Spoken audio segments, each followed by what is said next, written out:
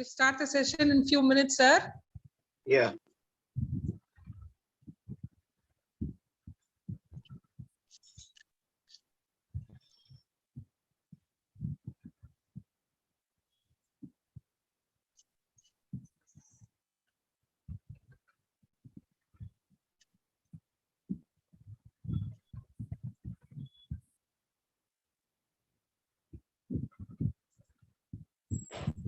Madam?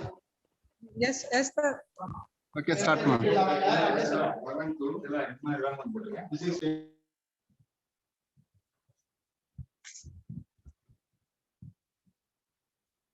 Good evening to all.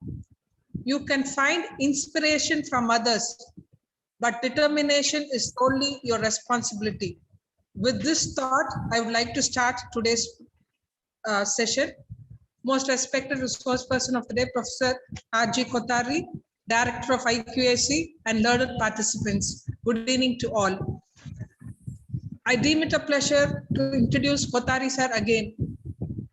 Great persons need to, how many ever times we introduce, it's a source of inspiration to listen to their biodata.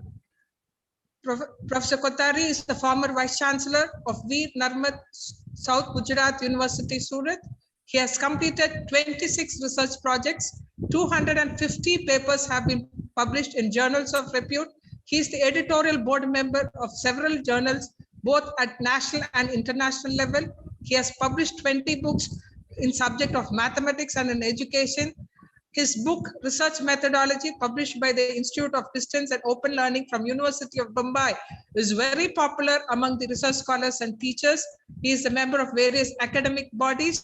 He has served as resource persons in more than 500 workshops, seminars, in-service programs, and he has presented 85 papers in national and international conferences. He is the recipient of many awards.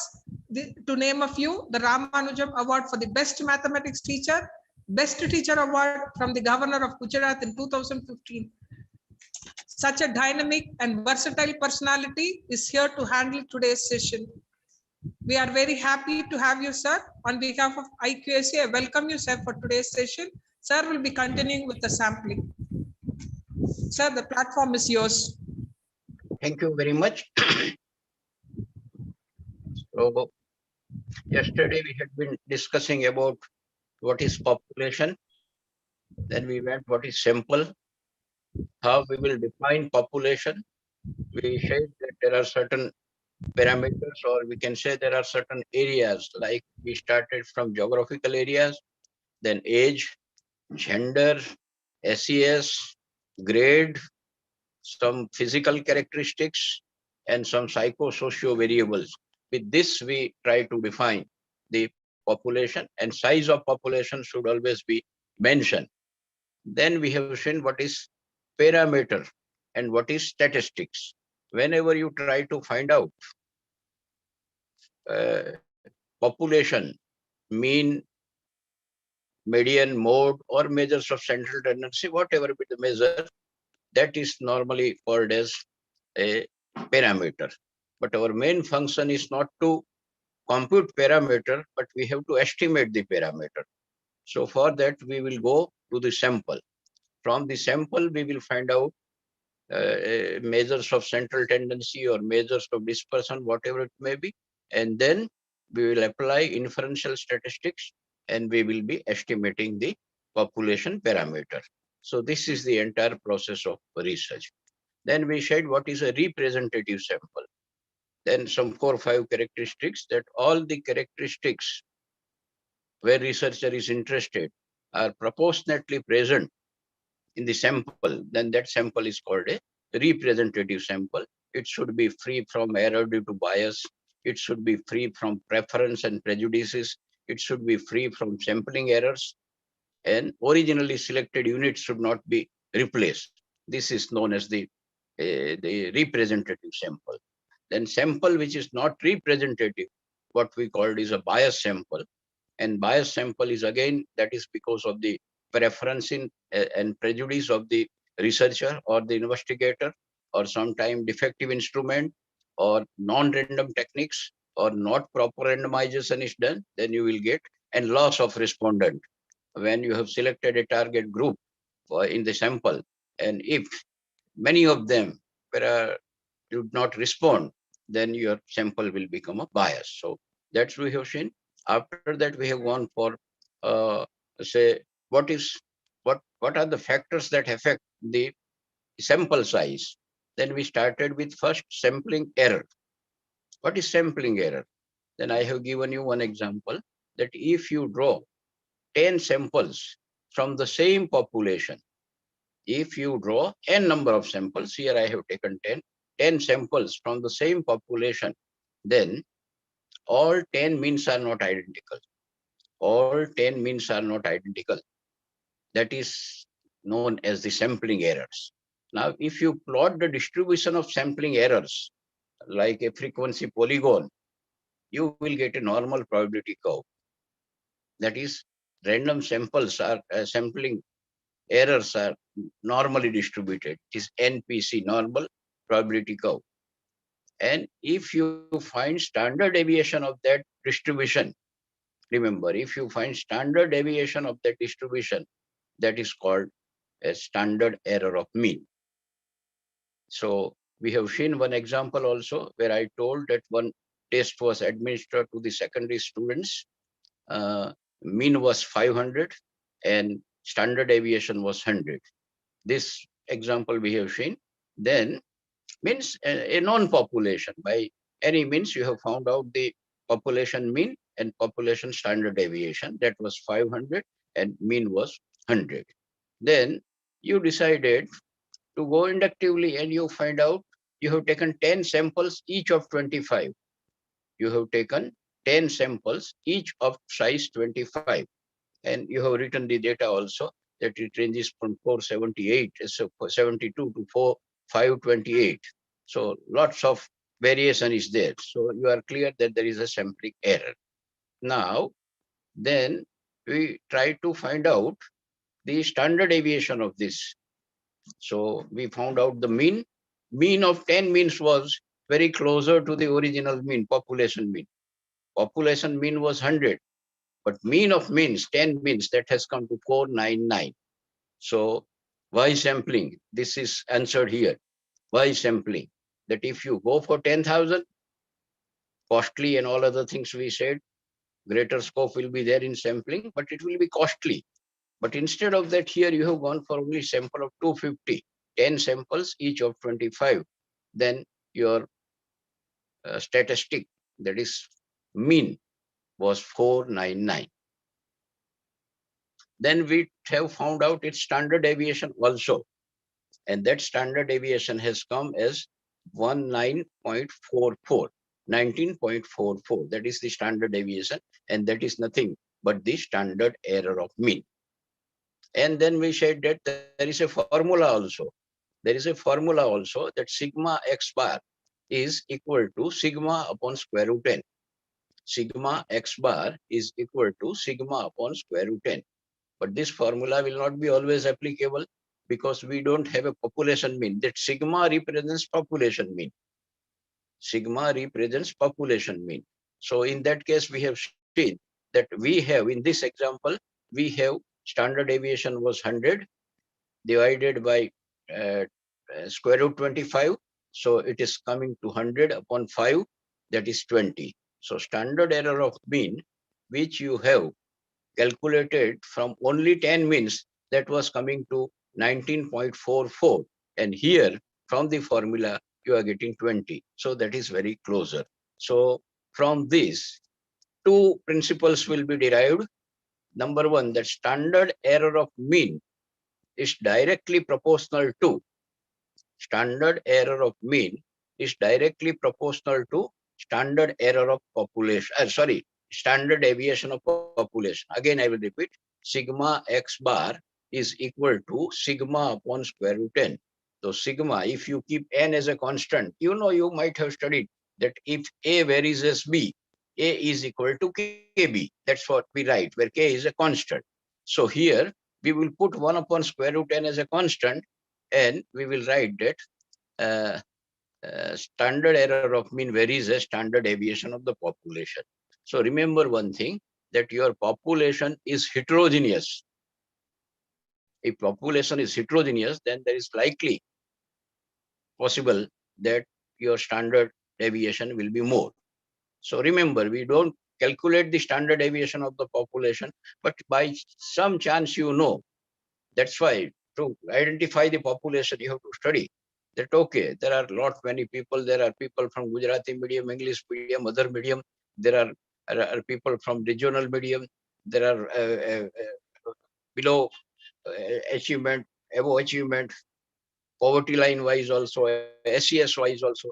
If you for rural area is there, urban area is there, then naturally it is a heterogeneous group where you required that you will definitely say that standard error will be more. To reduce standard error, what to do? Second principle, now you keep sigma as a constant. Hence, we will tell that sigma, the standard error of mean varies as 1 upon square root n. So inversely proportional. So as sample size increases, the standard error will be reducing. So that is you have to keep in mind size of sample. And there was one formula also I have given, and you can refer to the book by Cochrane. I also say YP Agarwal. I also say book by Professor Satish Prasad Shukla from Gujarat University, retired professor now.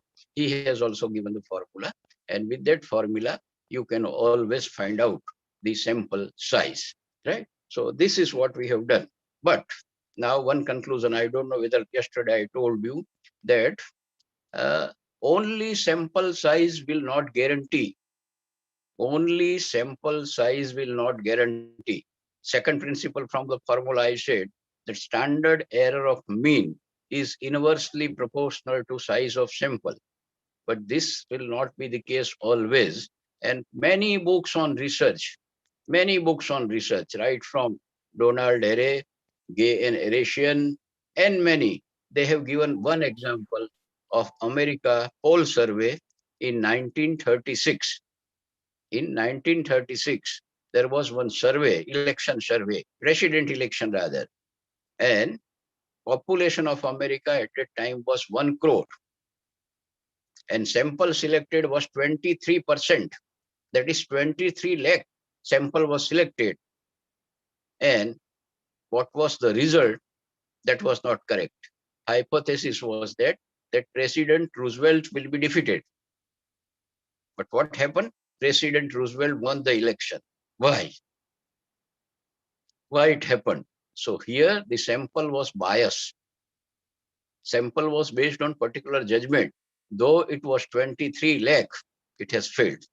Why? Because the sample was selected based on the citizens of the US, those who are having telephone directories, means that they have a telephone at home. In 1936, then second, subscriptions of the journals, how many journals you read.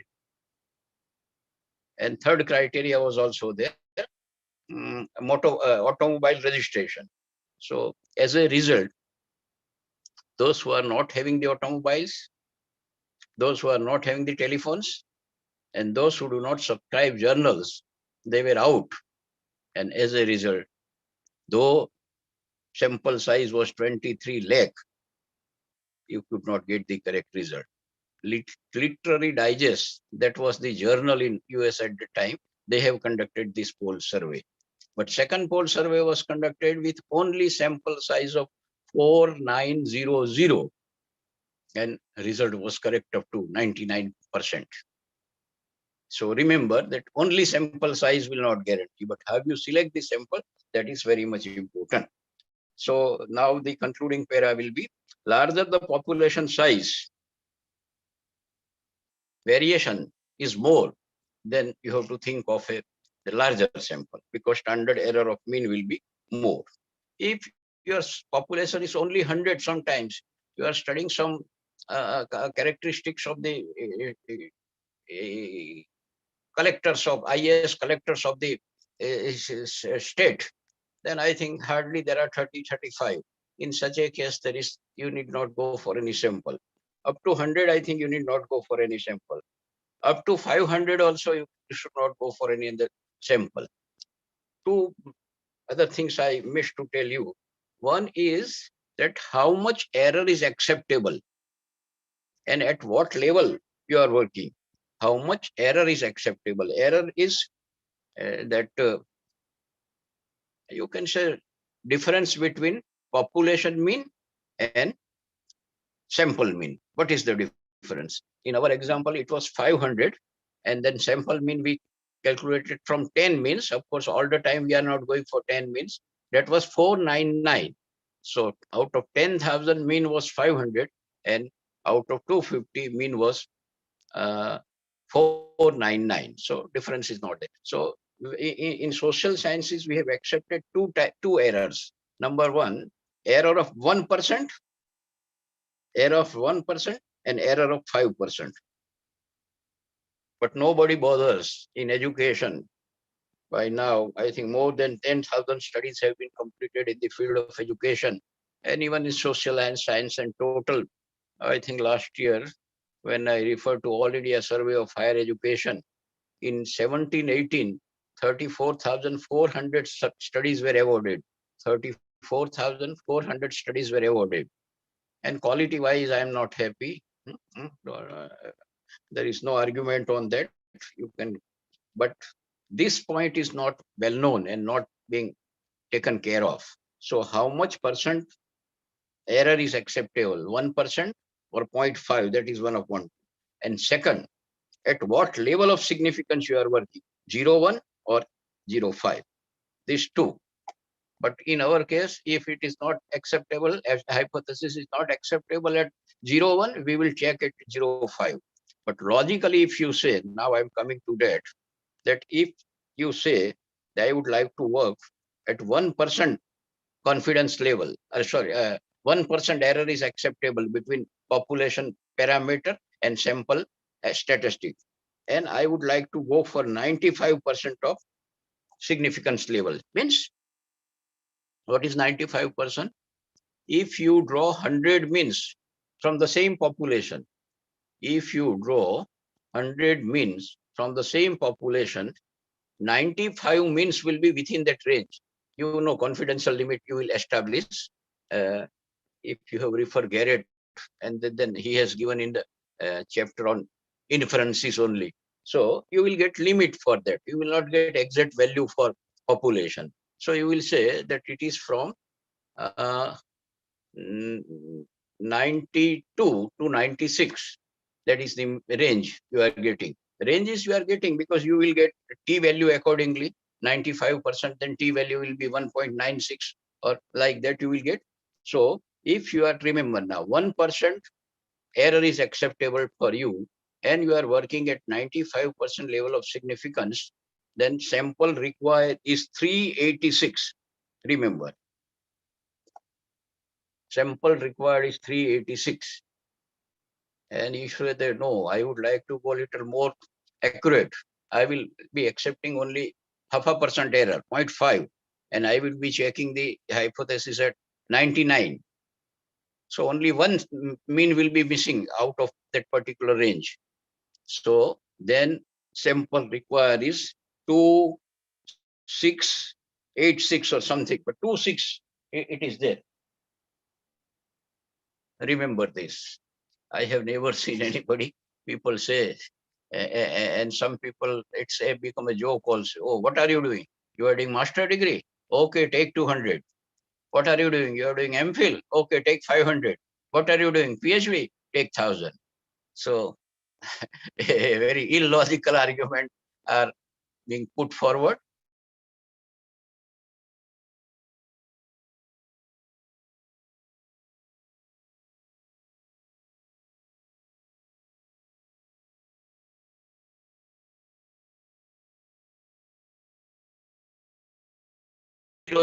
That we are testing with 386. Absolutely illogical. Anyway, but even then people are getting PhD awarding and they are writing doctor, doctor, doctor and speaking 10 times a day and I am doctor so and so. Anyways, so remember that when heterogeneous sample is heterogeneous population is there, take care that standard error of mean will be more, and in that case, a large sample should be selected. If 100, 500, that is the population, then don't enter to that. Don't go for any sample, right? And if it is more than 1,000, 1,500, then you can go for at least 20% of the sample, right? And beyond 5,000, I think wherever you go, it won't make any difference. Even the 500 will also, sample of 400 or 500 will also be sufficient. That you can check. I think if I have given you the Gay and Aeration, and now another author is also there, Mills, MILLS, Gay, GAY, Gay, Aeration, AIRASIAN, Aeration, and you will get number also. And you feed in the Google and you will get also. But international number is LB1028G33. That is the, I hope I am correct, LB1028G33. That is the international library number for this Gay and Aeration. And most probably there may be little bit change, but page 119 to 142, if you refer, you will get entire chapter, including the summary and few questions at the end. Gay and Aeration, good book. Gay, Aeration, and Mills also is there, 119 to 142. And there is one page. In that page, a table is given that this is the sample, how much, this is the population, how much should be sample we should draw. That is also given. That is a guideline. So when you follow some great authors, that is there. So this is what is sample size. Sample size depends on the variation in the population, at what level of significance you are working, at what is the error acceptable. These things are there otherwise, but this is not taken seriously and nobody pointed out it also. Anyway, now, second part we will go for sampling designs, types of sample, variety of the things. And most of the people, what they write, they don't write population, and they simply write that, okay, 300 teachers were selected. How? They also don't write. They got the degree also, PhD. So now there are two.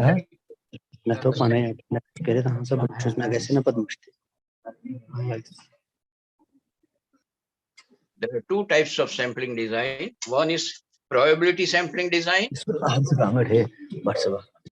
and non-probability sampling design. Probability sampling design and non-probability sampling design. Now, what is probability sampling design? What is that? What is probability? Suppose you are tossing a coin. What the cricket captain is doing. You are tossing a coin. If you toss it once, equal chance. Either, yeah, chance. So remember the word chance. So either H will fall or T will fall. So what is the probability that H will fall? Probability of event. In statistics, we say probability of event A is H will fall. Then H will fall, that is only one chance is there. And out of how many chances? Two. 1 by 2. 1 upon 2. And another case also 1 upon 2. That is probability. If you toss a two coin, then you will get first time HH, second time HT, third time TH, and fourth time TT. It is simple mathematical equation. A plus B whole square is equal to A square plus 2AB plus B square. So here H plus T square is equal to 2. Twice you are taking two coins and you are tossing two coins. So H first time HH, second time 2HT, HT or TH, that is same, and T square. So chances of being selected that HH will be there, that is 1 upon 4. HT 1 upon 4. TH 1 upon 4. And T 1 upon 4. But total is always, probability total is always 1. So here it is because of chance. So if it is because of chance, then we call that as a probability sampling design. So they are based on random selection. What we call, they are based on the random selection as a fundamental element of control. That is always chance is there. Now, what is non-probability? What is non-probability? Which doesn't follow the randomness. Uncertainty. Not there. It is based on choice. So now remember two words. Uncertainty. Probability word is chance. And in non-probability word is choice. So Uncertainty. Uncertainty. Uncertainty. And if you want to get married, MARRY, how should it go? Probability or non-probability? Non-probability. Non-probability. There you cannot follow randomization because definite population is also not available. There you go by judgment. There you go by judgment. Ladka or ladki, what should be his salary? So 5-digit salary should be there. Handsome, tall, white, right? These are all choice. So when you go with the choice, investigator proceed with the choice, he is going with the non-probability sampling design. So they do not use random method, right? Sometimes what happens? Suppose how many are registered for this particular workshop? How many are attending? 638 registered. Today we are 308. Acha, so you will be giving certificate to all?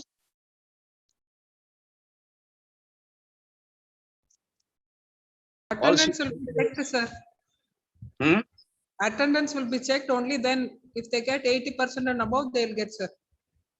Okay. Anyway, but suppose by chance, I want to conduct some survey about the research in India. Then what I will do now, I know that, okay, now I know Shailina also and IQAC coordinator also. I will collect data with this only, those who are available here. Then what is my, I'm sorry, it is choice.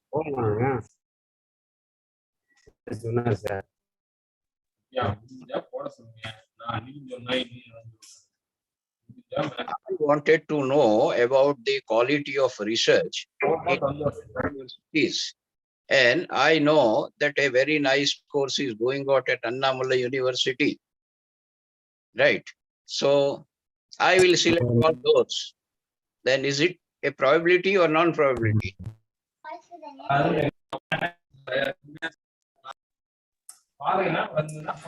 Probability. I have selected whatever at ANNAMALAI University, those who have registered.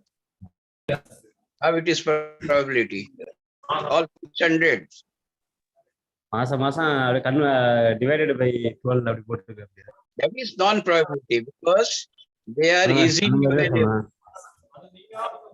Number one, they are availability of subject is there. I am Sir, tempted. sorry to disturb you. We are not able to hear. Somebody is constantly talking and not muted themselves.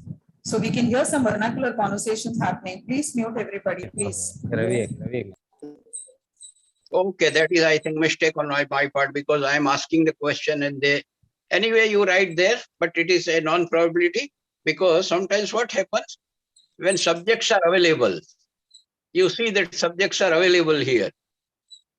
I also, not here, but I think last month I delivered a lecture at Mumbai.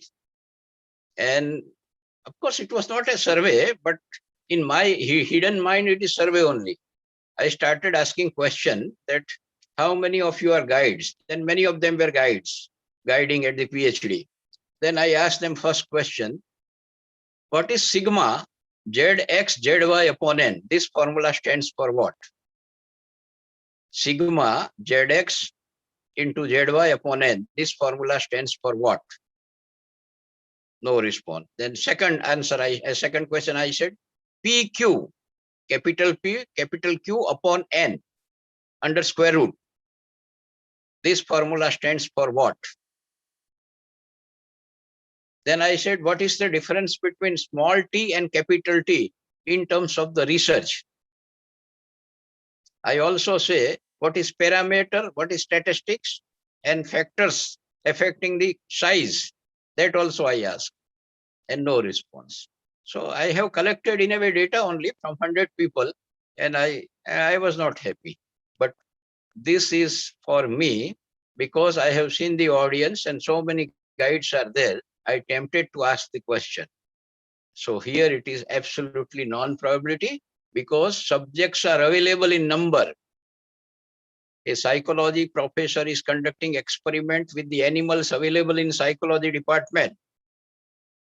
That is a non-probability. So here, availability of the subjects, sometimes there are many people they have done. Somebody has written t-test, but there is a small t also. Try to find out what is the difference between small t and capital T. Anyway, I have such 20 questions. Sometimes I'm collecting the data in a way, but in a haphazard way. So that's why I'm not writing anything. So availability of the subject. Second thing, personal judgment of the interviewer. Personal judgment of the interviewer. That you will feel that, okay, yeah, this is Annamalai University, great university. Those who are sitting there and conducting the studying this, they will be the mirror of entire India, and I will justify. Then it is judgment, my judgment. So my judgment could be 100% correct, or my judgment could be 100% wrong also. So second guiding principle here in non-probability is, number one is availability of the subjects. You have seen the people and you are tempted to ask the question. Second is personal judgment of the interviewer or the researcher. And third is convenience in carrying out a survey. Convenience in carrying out a survey, because you are going to respond. Suppose this is online, but if you are in offline, I will ask everybody to sit down there and I will lock the room from outside. And I will say that now respond to the questions given by me, and then you go ahead. So then it is convenient for me not to travel, not to go anywhere. So these three guiding principles are there in non-probability sampling. Number one, availability of the subjects. Subjects are readily available, easily available in your compartment. Personal judgment, you feel that, okay, this is, suppose I also conducted, not written anything, but I was the director of PhD course in Maharaja Sayajirao University of Baroda from 2011 to 2016 till I retired. And we were conducting so many courses, Saturday, Sunday, and in vacation it is continuously. And credit wise, research method 45 credits, statistics 45 credits, computer also, 3 credits. So 45 hours for research method, 45 hours for statistics, and 67 hours for computer, because whenever a practical is there, credit is 1.5. So this is what we have done. And I always ask, because in each session, in research method, I have taken at least 6-7 lectures. So I always ask that, well, how is this course? Then a very common answer I have received was that, sir, you should conduct this course for our PhD guides also. Among so many answers, this was very popular, that conduct this course for PhD guides also. So how our student perceives the guide, that also is reflected. So but that was done with only the Maharaja Sayajirao University and some 700 students. So that cannot be generalized. So this is non-probability sampling. And I justify that, okay, this is a very nice university. Students from every state and every country, they join and PhD here. And that was true, because we have students from Banaras Hindu University also, Kashi Vishwavidyapith also, Mumbai also. So like that, but that is justification, defense. Okay, so clear non-probability and probability, two words are very much important. Probability sampling, chance, and non-probability sampling, choice. Right? That is very much important. Now, we will go in probability, which are the different types of probability sampling. Which are the different types in probability sampling? If you are writing, write down randomization or random sample. Randomization or random sampling. That is one. Some people write simple random sample. I have never seen any complex random sample. So I always say it is a random sample. That is number one, quite popular. Second is, hope you are writing, second is stratified sampling. Some people write stratified random sampling, but it is always there, some sort of the randomized, since this is a probability sampling, at any point of time while drawing the sample, randomization will come. So don't say stratified random sampling. Stratified includes random, right? Third is clustered sampling. Clustered sampling. Fourth is systematic sampling. Fourth is systematic sampling. Fifth is multi-stage sampling. Multi-stage sampling. And sixth, now quota will not come here. And multi-phase sampling, PHASE. Multi-stage, STAGE, and multi-phase, PHASE. So this is what is probability sampling, right? If it is non-probability, we start with convenient sampling. Many people say incidental sampling also. Convenient sampling. Convenient sampling, it is also known as accidental or incidental. Sometimes a question was also asked, which is the weakest form of sample? Weakest form of sampling. Then convenient sampling is the weakest form. So this is number one. Second is purposive sampling. Somebody has already written purposive sampling. It has many other names. Some people say judgment sampling. Purposive sampling or judgment sampling, or some people say expert choice sampling. Expert choice sampling. Then quota sampling. Quota sampling. Right? Then somebody has already written snowball sampling. And somewhere we use sequential sampling also. Sequential sampling. So these are with, you can say, non-probability sampling design. And when you go for the weak convenient sampling, it is weakest form of the sampling. All right. Now let's begin with one by one. You all are familiar, so that is, it is not highly technical. The first lecture which I delivered yesterday was a bit technical, and many people are not aware with that. So random sample. What to do now? You had a population of 1,000. I will start with illustration only. I will not enter to say what are the advantages and disadvantages. So you have, say, population of 1,000. And you want to select 100 as a sample. Of course, that you should not go for, because I only told that when population is about 500, go for 500 only. If it is 1,000, go for 500. Okay, so suppose, for an example, you have a population of 1,000 and you want to use random method, random sampling. So number one is you prepare cheats. ऐसे cheats बनाइए. How many cheats you have to prepare now?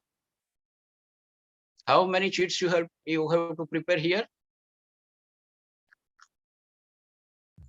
What is the population? 1,000. 1,000. So you need to prepare 1,000 cheats, not 100. 1,000 sheets from the same quality of the paper. Someone is a bit brown and off-white and no. Say you take a same bundle from shop and see that color-wise it is absolutely not dead color or not off-white. And from that, nice cutting, equal cutting. Nobody does this. Huh? These are all talks Kothari is doing. Nobody is doing this. So then equal cutting, fresh cutting, equal size. So now you have 1,000, right? Now you must have a list of 1,000 people. Remember, in randomization, list word is very much important. So you have a list and you have given a number from 1 to 1,000. You have given number from 1 to 1,000. Now you write down the number in the sheet with the same pen.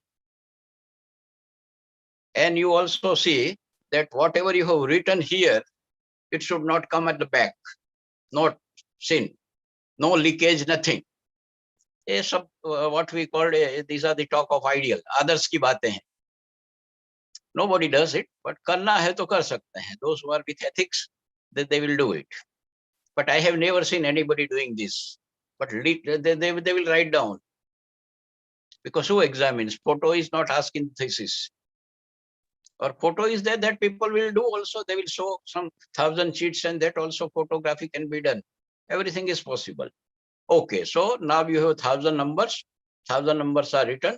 Put them in a good box. Mix them well. I think बहुत पहले there was one serial, Surbi नाम का कोई serial आता था, Surbi. North वालों काफी देखते थे. So Surbi, where people used to write postcards about that. And that gentleman will mix it well. And from that he will take through the postcards randomly. And then he will read that comment, right? So now mix them well and start picking up one by one. How many you have to pick up? 100. So shall we go with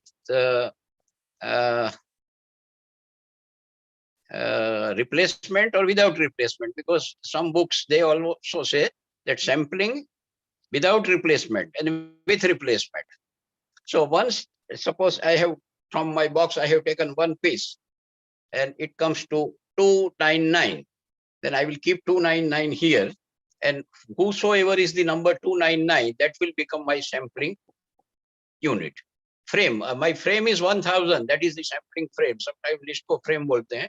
So 299 now I get. So 299 I kept here. And 299 is number of, say, somebody is there. Huh? Some Nagy is also here, I think from Punjab. So that will be there. Now should I put this 299 again? Or no? It is up to you. You with replacement, without replacement. So I don't want to go. I will keep it this. The probability will be less now. Now the probability when 299 was selected, that was 1 upon 1,000. Now when second one will be selected, that is 1 upon 999. Probability will be reduced. So we go without replacement, we keep it, and it continues up to 100 times. But if it is with replacement, sometimes again 299 will come and you have to repeat the process. So we should not enter to that. So this is known as lottery method. Lottery method. Now it is not that convenient method. For 1,000, it's okay, you have done. But if it is 5,000, 10,000, then it is absolutely. This is what people are using, no? In staff room. Sometimes we prepare a sheet and we pick up one sheet and that gentleman will be serving the breakfast in the recess on that day. We also tried. But what has happened? All 3 days, same name has come. Replacement was not done. Replacement was not done. Then he has a doubt that what has happened. Then all 10 names were written for him only, Mr. X, X, X, X, X. So he checked. So that is a careless randomization. Somebody was referring to the computer. I am coming to the computer also. So is it clear? Lottery method. Someone said rotating disk is also there, but it is more a fun. There is a disk, big disk, circle. On that you have write down number 1, 2. With equal spacing, you have written 1 to 1000. कितना काम करना पड़ेगा? It will be like a project. You will be giving this project to your M.Ed students. Okay, prepare this. Then there will be an arrow. You rotate the disk, and wherever it stops, that arrow, if it is 499, 499 will be your first sample unit. Again rotate, 100 times you rotate, minimum 100 times you have to rotate, right? So that is rotating disk, but it's a fun and nobody is using that.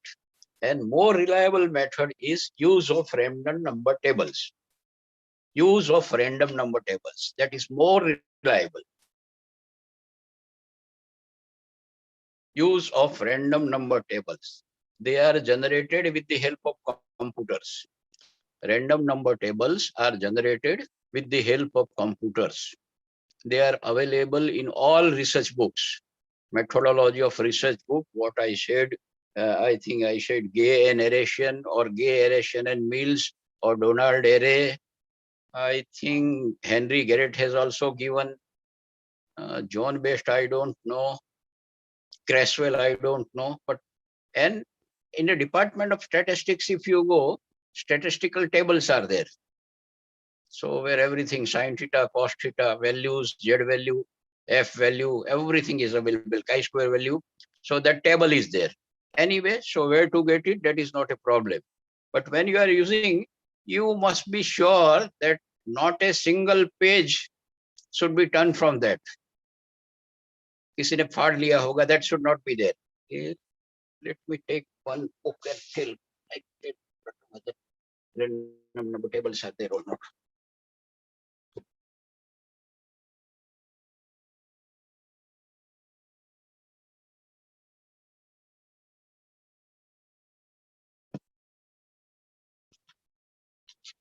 Referring to Garrett, but it seems Garrett has table of squares and square roots. Square and square roots.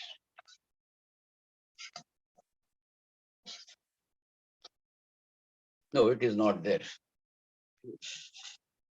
Anyway, let us not waste the time.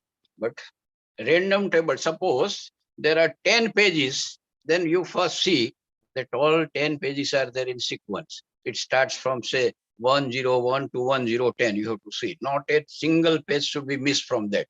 Otherwise, that will be qualified as a careless randomization. So remember, if there are 10 pages, all 10 pages should be there, right? I don't know here. Right. Then what to do now? Who has prepared this? Two authors are well known in this field. One is Fisher and Yates, Fisher, Fisher, and Yates.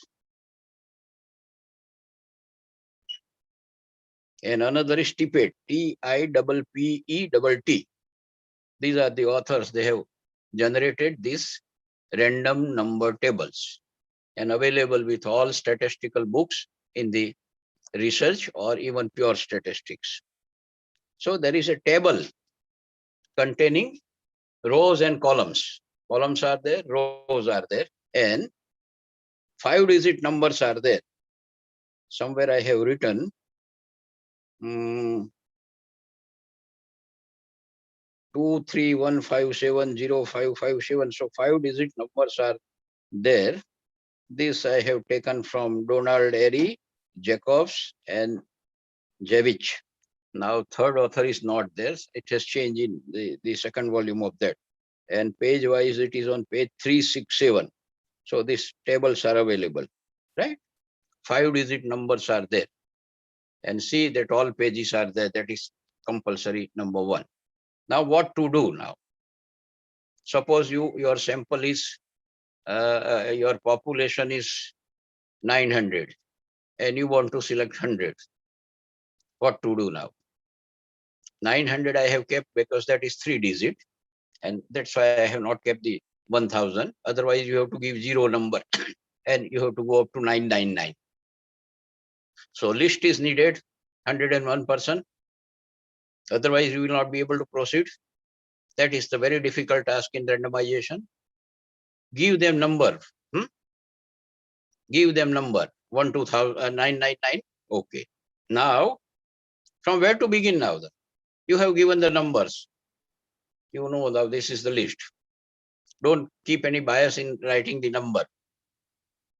In whatever fashion you are available, college A, then 1 to 19, college B, C, P, E, right? Then you are giving this number. Now you open the random number tables. I'm doubting whether it is there or not. Even let me check with John Best whether it is there.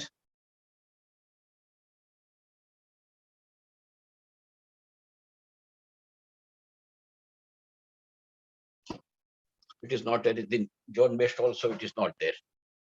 Anyway, Donald right now I don't have. So 5-digit numbers are there. And if whatever the pages are there, you have to see that all pages are there. Not a single page is missing. First one or last one or in between also. You have now numbers given 999. You pick up any page randomly. You close your eyes and open the page and you put a finger. Suppose it has come to the third and you have put your finger on the third row, third column. Now, but these are 5 digits. So what you will do? You see only 3 digits. You see only 3 digits. From the left-hand side or right-hand side, there is no rule. But if you go with the gay narration, he has made the things very complicated. So I always advise to read Donald Ary, A-R-Y. So any size here, suppose number is 23157.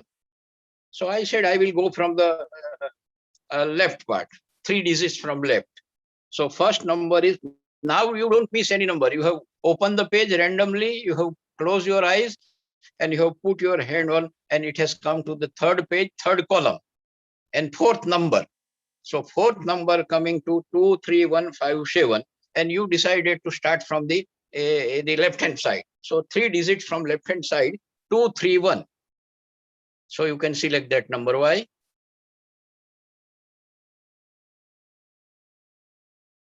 It is less than 900. So you continue. Second thing, suppose somewhere it has come to 938, 93806. You will not be able to select this. Why? Because your population is 900 only. So you will drop that. Another number come 973. So you will drop that also because your number is not more than 900. So 973 you will not be able to select. So like that, you have to read in sequence only from column you have started. So next time, next column, that you have to follow now strictly. And still you complete 100 because more than 100 times you have to do the exercise. What is the reason? Sometimes a 973 had come, 938 had come. So that you are dropping. And that will absolutely a representative sample you will get. A representative sample you will get. If it is 4-digit number, population is 4-digit, you can select 4-digit. From right to left, it is up to you, you are free to. But once you have selected the row, don't miss the row. From that only you start till your process is completed. Right? Okay. So this is simple, you can say randomization with use of random number tables. And that is, guarantee is there that you will say that representative sample will be there. So a well-defined population is there, a perfect list is available with you. Then you know the sample size also in the beginning, that this much sample is needed. List of the population is also there, and you assign them number, and from that you go for the randomization. So this is very much needed. And these are computer generated numbers, so you need not worry for anything. Now, what is more important here is the list. I will not enter to the merits and demerits of this, but list should be readily available. Characteristics of the good list. Because in list sometimes what happens? Blanks are there, blanks. 1, 2, 3, 4, 5, 6, 7, 8, 9. 9 name is not. 9 is written, but 9 name is not written. Blank. So such list is not advisable. Adequate list is needed. There are 4 characteristics of the list. If you want, you can write adequate. Second, complete. Third, there should not be blanks. No blanks. Then no foreign elements also.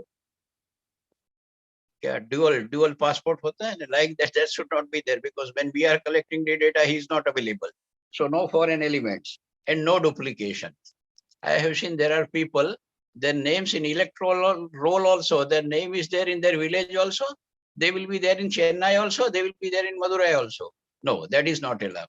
So this is the characteristics of a list: adequate list, complete list, absence of blanks and foreign elements, and no duplication. If that type of list is available, but that is always not available. I tried with one college.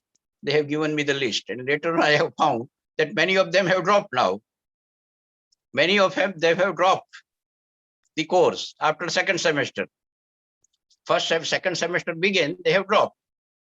And at that time, you cannot give again second semester, you cannot give the new admission. If it is teacher education course of 4th semester, you cannot give.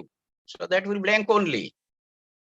So some more information is needed with the list also, then only it is there. So is it clear now? Randomization, a very good method, perfect method. I was not confident. Now I am confident after teaching this many years.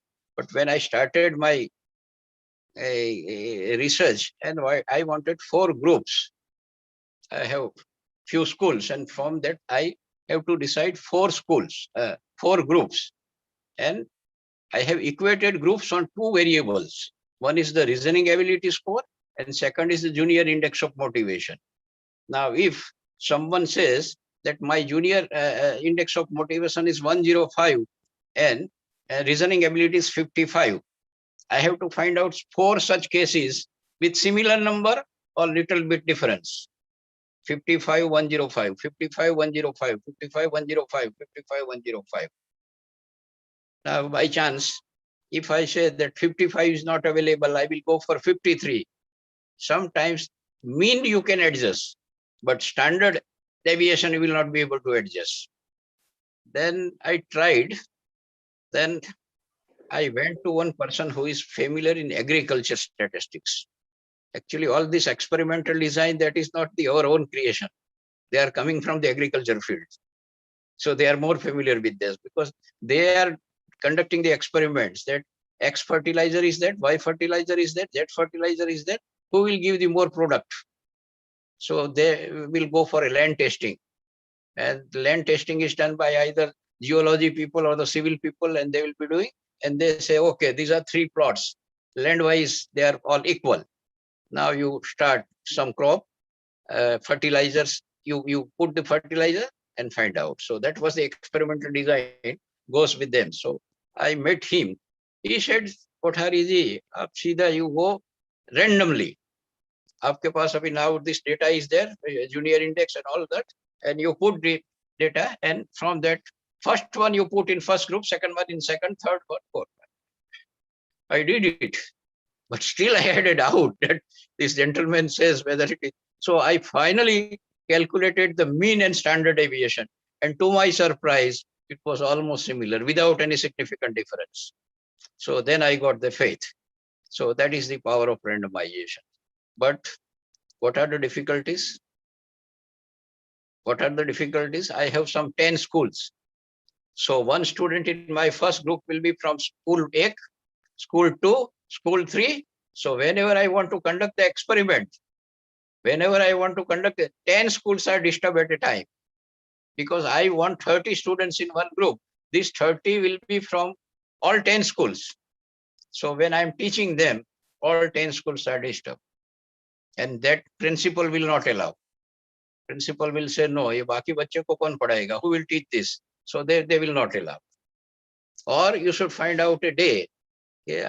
Before your school begins, I will, every day I will go for 1 hour. Then also if it is nearby in a clustered school, then you can do. but there are problems in randomization. And you can't say that now baki ke bachche ko aap baitho or you will not be giving the test. That is unethical. You are not in my sample, so I will not give you. So this type of problems will come. Okay. So that is the only difficulty in randomization. Second is stratified sampling. Stratified.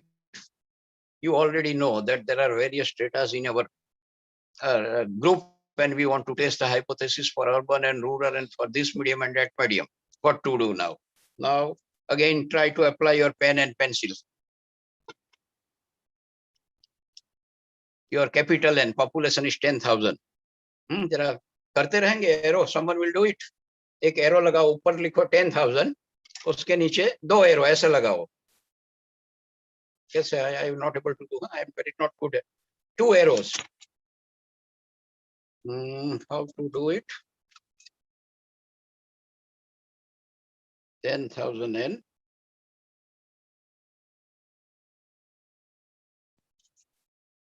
are you getting 10,000? Then urban and rural. I think 2 arrows. So total, what is your total population? 10,000. What are you studying? The first variable is urban and rural. So in urban you have 6,000. Write down, जरा एक तो लिखिए तो ही समझ में आएगा, नहीं तो otherwise ये चला जाएगा. 6,000 is urban and 4,000 is rural.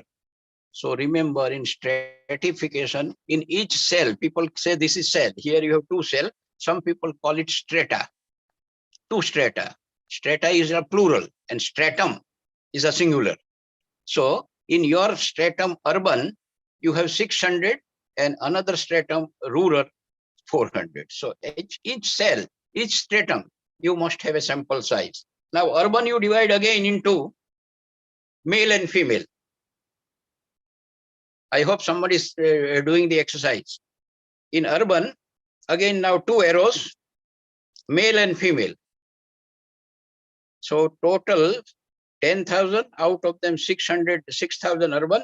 From that, out of 6,000, 400 male, 4,000 male and 2,000 female. 4,000 male and 2,000 female. Similarly, in rural, out of 4,000, male are 2,000 and female are 2,000. So, kitna cell hua aapke paas? How many cells are there now? 4. First, urban and rural. Within urban, male, female. Within rural, female. So, 4 hua strata. Now, I will go again further. In male, I will say first year student, second year student, third year student. I hope you are drawing. It will come like this. It will come like this. Arrow will come like this. So, first year student, second year student, and third year student. So now out of 10,000, urban 6,000, urban male 4,000. Now in urban male, first year students are 1,000, second year students are 1,000, and third year students are 2,000. You wanted to study the problems of a commerce college or in Chennai or whatever it may be. And you have seen that there are 10,000 students. You have taken 10 colleges, each college having the 1,000 students. So 10,000 is your population. List is also with you. In that list, it is clearly indicated that who is coming from urban, who is coming from the rural. There are definitions of urban and rural based on the municipality, Mahanagarpalika, Nagarpalika, like that. So male and female. And in male, now again you have first year student, second year student, third year student. So now 3 cells you are having, a 3 stratum. In female again 3. Urban, female 3. 1 first year, second year, third year. Then rural, male again 1, 2, 3. And female 1, 2, 3. So 3, 3, 6, 3. You have 12 strata. Is it clear or I made it complicated? I have no slide, otherwise I could have seen. Clear, sir. So now you have 12 stratum. So And in all 12 stratums, you have sample size or population size, whatever it may be. And the 12, if you total, it should come to 10,000. It should come to 10,000, then only you will be able to do. Now, what to do? Stratification you have done. Now, what to do? From each stratum, you have to draw required number randomly. Each stratum, each cell, whatever the word you use, you have to draw the required number randomly. So here in this case, you have to do 12 times randomization. Well, so randomization comes here, stratification. So 12 times you are doing this randomization. Say urban, male, first year student 1,000. That's why population and sample is known to you. You say that simply I will go for 10%. Okay, fine. So it will be a proportionate. So there are two types of sample, constant sampling and proportionate sampling. Constant, you will say 10%. But here, if you go with 10% also, then also it will be a proportionate sampling. Now, how you will be doing? Suppose your population you have decided 10,000, sample you have decided 1,000. So here that both are same. Then you have to put a mathematical equation. If population is 10,000 and in 10,000 population, 1,000 students are there in first year, urban male. So if sample is 1,000, what will be that? So that you will get 100, 10% only. So that is proportionate sample. I don't know, a not very nice example, but one example is given by a gentleman called Fox. FOX naam suna hai? FOX Fox, books on research methodology. I had stopped referring to them because it takes little more time in reading and understanding also. Otherwise, Fox and Kurlinger, they are the best authors in understanding some of the things. But he has given only one example, and example wise also, only example where he has taken population 50. So people will challenge also. Okay, how can population be 50? So that's why I have not referred, but he has given. So proportionate. How proportionate? That your population is 1 lakh, and from that in your cell, this many are available. But so if you want to go for a sample of say 2300, how much? That will give you idea about the stratification. But here you have to do 12 times randomization. If you don't want to go for say first year, second year, and third year, then you have only 4 cells. So 4 times you have to do the randomization, right? And in last one, you are not doing randomization, and you are selecting the sample with your judgment or choice. Then the same technique will be known as quota sampling, and that goes with the non-probability sampling. Some quota is selected from that with some choice. Then it will become a quota sampling. So quota sampling also should not be used. It has a different meaning. Garrett made little confusion in but so is it clear? Stratified sampling. It will be more representative when you want to test that there is no significant difference in the male female. There is no significant difference in the male of first year and male of second year. All these things, then you will get very clearly from this. So this is known as the stratification. But I have seen many theses. I have seen. My experience goes to 215 thesis evaluation plus some of the projects also. But this is the poorest part. They write that we have used stratified, but complete chapter, complete this is not shown. Complete that all 12 cells and all 12 cell total should be 10,000. That is, they will prepare one table where urban and rural is shown, seen. Second table they have prepared that male and female number is seen, and third table they have prepared that is known class first year, second year, and third year. I want 3 tables, fine, but 3 tables in a single table if you give, that is what is called tabulation. If you are in FY Commerce, they are teaching this tabulation. And well-known book they are using is Kapoor and Gupta. Kapoor and Gupta, a very voluminous book is there, and in first year. So, and Kapoor and Gupta, he said this. 3 tables you write, I have no objection. But all 3 tables should be there in one table, and which should be indicated that first year students, male students from urban, How many? If that you do, that is known as the stratified sampling. So sometimes it is a bit difficult. Otherwise, this is a better method for this, but especially when you know that you want to study particular characteristics. Randomization, perhaps equal number may not come. It should come. Now, I should not doubt on my own ability, but it should come. But suppose you want that, let me go for proportionately. Overweightage will be there. Overweightage will be there for first year ka student zyada aa jayega like that. So I don't want to take that risk and I will go for this, right? So here also a list is needed, right? And a sample size is also needed. Everything is needed, then only you will be able to go. Then third one is clustered sampling. Clustered sampling. What is that? Very simple. And I had been using that many times. We studied the achievement of English in Vadodara district.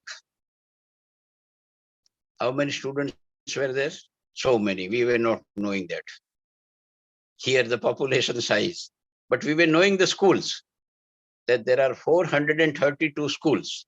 And then you can find out the size of the population of 432. Now, why I am not going for randomization? If I will pick up the randomization students, then few students of one school will be there and few I cannot select because they are not, they had not come to randomization. So they will doubt, sir, kya kar rahe hain? What are you doing here? Some data you are collecting from our friends and why we are left behind. You are getting my point? So what I will do now, out of these 430 schools, but here one assumption is there that the students or units are naturally together. They are in cluster. They are naturally together. They are in cluster.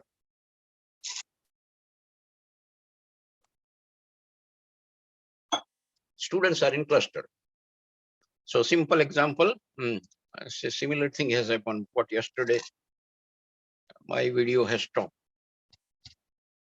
I think after 1 hour or so, something. You are getting my voice? Yes. Yes.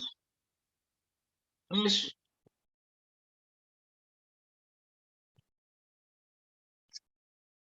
Same problem after 1 hour.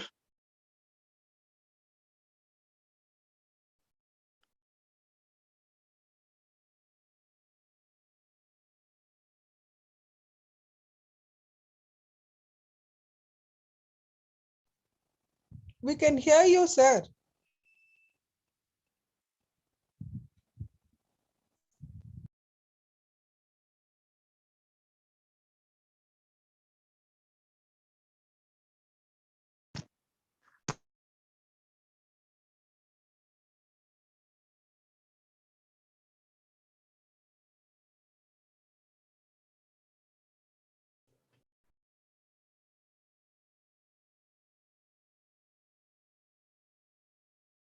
Is it okay now? Yes, sir. Yeah, there is some problem. I think Zoom works for 45 minutes or something like that. That may be the condition. Okay, cluster sampling. So in cluster sampling, I had started with the example only. 430 schools are there in Vadodara district. I had a list of 432 that is necessary. Now what I will do, I know that they are in cluster. They are together. I want 9 standard. So I will select 10% school randomly. I will select 10% school randomly. So randomization come here. And 10% school comes to 43. So I will be selecting 43 schools randomly from 432. And all students of selected school, 9 standard student will constitute the sample, remember. All students of all, remember the word all. Suppose I have selected X school and there are 49 students, then all 49 students will be in my sample as a cluster. They are naturally together. They are naturally together. So that's why they are in cluster. That is cluster sampling. So this is the simple one. But sometimes what is the probability that some schools is having 4 divisions or of 9 standard. and some is having only one. Sometimes school selected is the girls' school, and there are 4 schools. So overweightage of girls will come sometimes. Some school will dominate more, where 4 more divisions are there. So this is bit a problem. So in such a case, instead of 10%, you can go for 15% also. So that overweightage will not come, because you have selected a school where there are 4 classes of 9 standard. 4 classes of 9 standard, and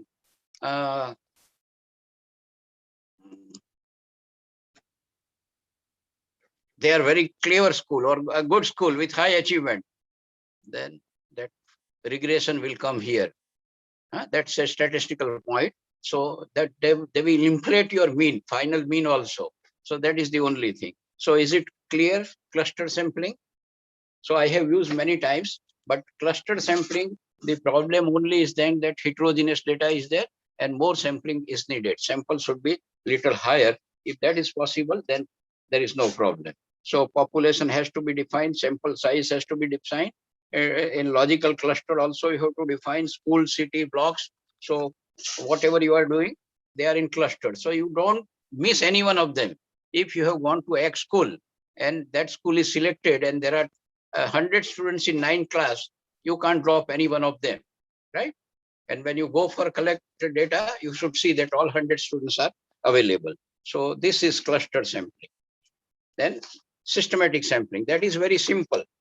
Clustered I like sometimes, I have used in many, but only thing that heterogeneity part you have to take care, more samples should be taken, right? Then systematic, what will happen? I think hardly anybody is using, so no time to waste here. But suppose you all 600 students of those who are doing the course, they are there. And after completion of my lecture, I would stand here and I will say that how was the lecture? 1, 2, 3. Excellent. Very good. Good. You have to give. So you have to speak or I will write down. So all 600 I will not go. What I will do? Nth class or K class. So I will decide that 600 people are there and I want 600, I want 60 people. Or I want something. So what I will do, from 1 to 9, I will select one number randomly. From 1 to 9, I will select one number randomly. Right. And I want 60. So the 600 upon 6, 60 is 10. So range is available. So I will pick one number randomly. I have picked up 9. So my first case, this kind of number 9 hoga, I will stand at the gate and I will see that this is 9th. Next will be 19, 29, 39, 49. So as soon 60 will be completed. So this you have to remember. So population size is also needed. Sample size is also needed, right? If it is 1000 and if you say 100, so 1000 divided by 100. So your interval has become 10. And you have selected, say, randomly number 2. So 2, 12, 22, 32, like this. This will be a systematic sampling, right?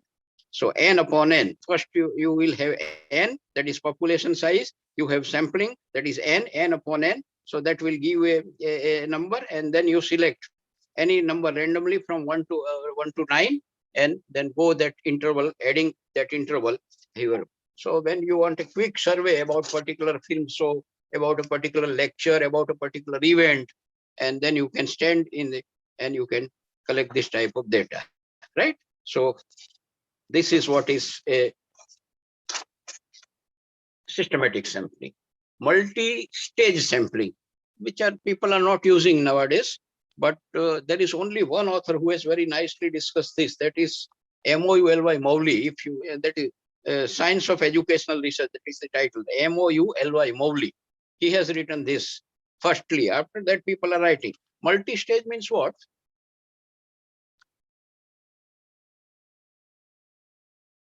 Every stage sampling unit is different.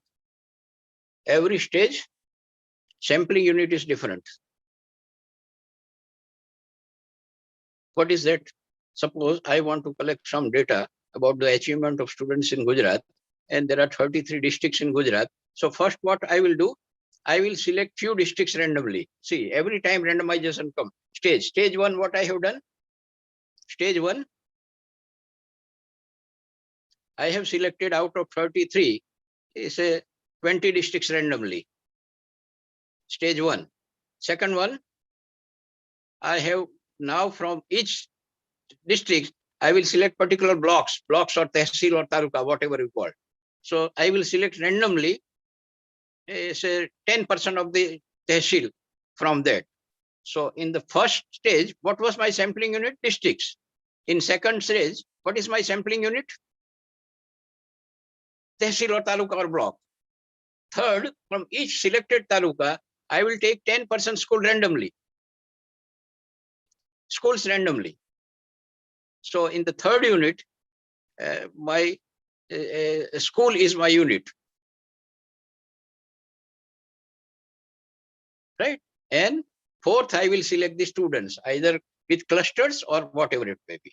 So this is called as multi-stage sampling. In first stage, you have selected districts. Second stage, from districts, you have gone for blocks or tehsil. Third stage, you have gone for the school. And fourth stage, you have gone for the student. And each stage, you are applying the randomization. Chance will be there. That is multi-phase, multi-stage sampling. And what is multi-phase? From the same sample, you are collecting more and more information at every phase. You want to study the problems of students. So 1,000 students you have taken as the sample. From that, you feel that now let me find out something, and 100 people, I will conduct the interview. So randomly, you will be selecting 100 people for interview. And so you are now conducting students only. Unit of sampling remains the same. Unit of sampling. Earlier, districts, tehsils or blocks, schools and students. Here, 1,000 students are there. I have simply administered a questionnaire and I have collected the data. From that, I thought that now let me go for some interview, personal discussion. So randomly, I am tweaking up the 100 from this, and this 100 I will be talking to them. And again, from this, suppose I want some more data. So for from this 100, again I will take 100. While talking to them, they feel that they will be able to respond very nicely. So 10 students. So every time you are selecting randomization, students are there only. Unit of sampling is students. If it is farmers. So that is a multi-phase. Somebody has asked the quota and convenient. So now we go for a non-probability. We have no time now. Convenient sampling is the weakest form, I said. I said that I want to collect the data regarding the quality of the coursework or course conducted here. I will be taking this 600 only, and I will try to generalize for entire India. That is so readily available, easily available. Since I have taken their classes, so I have interaction with them. So they will be happily giving the answers. So whosoever is available, and then from that you are collecting the data. That is convenient sampling. Convenient sampling. And somebody was asking quota. What is the difference? Quota. All in quota, all the cells you have taken, all stratums you have taken. 12 stratums you have taken. Urban, male, class 1, first year, second year, third year. But from each cell, you are not going with randomization. You are going with choice. That is quota sampling. That is quota sampling, right? You go with the choice that from this cell, I will not go randomization. And second is purposive sampling. Your purpose is good book, or somebody is asking good book for research. I said Donald array. Also, you can, there are 3 authors that also you can use. And gain narration, I told with international number. LB, capital L, capital B, 1028 G33. That is the number. And that's a very good book. It's nice book. Because sometimes we are always biased with the chapter to chapter. Because I had a Tuckman earlier for specification research problem. I have gone for Tuckman, then Mehrens, so many things. But a comprehensively Donald array at all, and another is you can say Donald array and this Gay Arratian and Mills. These two, and off late if you enter to the qualitative, then you can go for the Creswell also. Creswell 2007, Creswell 2013, Creswell 2017 or 18 is also available, and Indian edition available with 650 or something like that. So judgment sampling. Now from this course only, I would like to know that what is this? Then I will pick up only 10 students with whom I have interacted, or I have my own choice. They are my student, and I select them and I ask them. That is my judgment, that these people, suppose महंगाई बहुत बढ़ रही है, inflation is lots of there in the society, whom you should meet? So people said, go to the housewives. They were the best to give the answers. That is your judgment. So your judgment is very much important. That is judgment sampling, and that is purposive sampling. Instead of housewife, I say, why don't you go to the newspaper editorial people, those who are working and collecting the data for the newspaper news collection? They will be the most present. So here your judgment is very much important. Whether newspaper editors are the best people or the housewives are the best people, right? So that is purposive sampling, judgment sampling, your judgment. And researcher is always biased, so his judgment will not always be the correct, right? So that is purposive sampling. And snowball, you never know some types of data, some students who are having deaf and dumb or mentally retarded. Nobody will reveal that my son or my award is mentally retarded. So what to do? You know someone and you go to the dispensary where you consult that doctor. There are some 5 people are coming. You meet those 5 people, again some 25 people you will be getting. Snowball, every ball jo hota hai na, barf ka ice ball, when from the top when it is coming down, so it is becoming bigger. When it comes to down, your sample size is increasing at every stage. A very nice example I have read sometimes. There was a cigarette, Charminar, known as that, Charminar cigarette, and company wanted to know about the opinion about Charminar cigarette. So they went to one shop and he said, sir, these are the 5 customers. They are regularly coming and purchasing Charminar cigarettes. 5 mil gaye aapko. So again, you meet these 5 people. That when you are at a residence, you go to this shop. But suppose by chance you are in office, what to do? Then they will be knowing 5 more. So this 5 into 5, 25. And this 25 again you meet, you will get 5. So 25 into 5, 125. Like that, it is increasing, but it is never randomization. But sometimes people are using, I know one of my relatives was doing study on mentally retarded kids. She started doing that, but somehow it was extremely difficult for her. She could not complete the study because data, people will not give the data because that is some confidential things. Now, why we would try to say that my boy is having a IQ of 50 only, he is not able to perform this thing, he is not able to eat properly, all other thing. So difficult. But here, see, diabetes वाला एक होगा, एक diabetes doctor के वहां जाएगा, 5 diabetes वाला मिलेगा, 5 को you meet separately, then you will get 25, and that type of chain is there. So that is snowball sampling. Every stage your sample size is increasing, like a ball coming from the top Himalaya to down. That is snowball.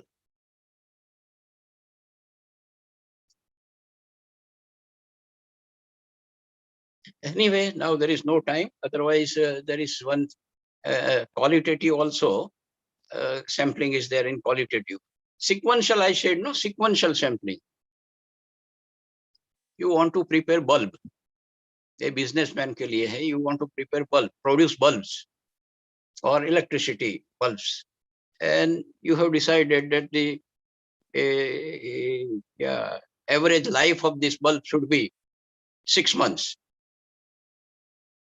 And there are indicators and indicators, X, Y, Z indicators are there. All these indicators are component put together and you will prepare a bulb. Now, how many bulbs you will prepare in the beginning? You will begin with 1 lakh? Not at all, because it will be wastage. So you know your components, this way you cook, and now you will start the bulb. and you have seen that it has not worked for the 6 months. 3 mahine mein to chala gaya, date of expiry aa gaya. So it's a waste for you. So now you will study again with your technical personalities. You will study that what was wrong here. Then again you will prepare 50.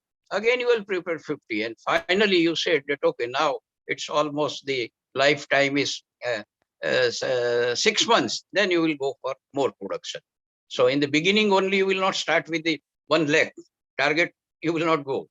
So in every sequence. So this is sequential sampling, which is not that useful. Snowball is not very much useful in educational research. Right? Purpose is always helpful because your purpose is important. I wanted to know about particular university. I will meet 10 research scholars there only. But how is their experience? 10 research scholars, they do not have a good guide and they have given lots of trouble to them. Then they will not be able to give the correct idea. So your judgment is very much important.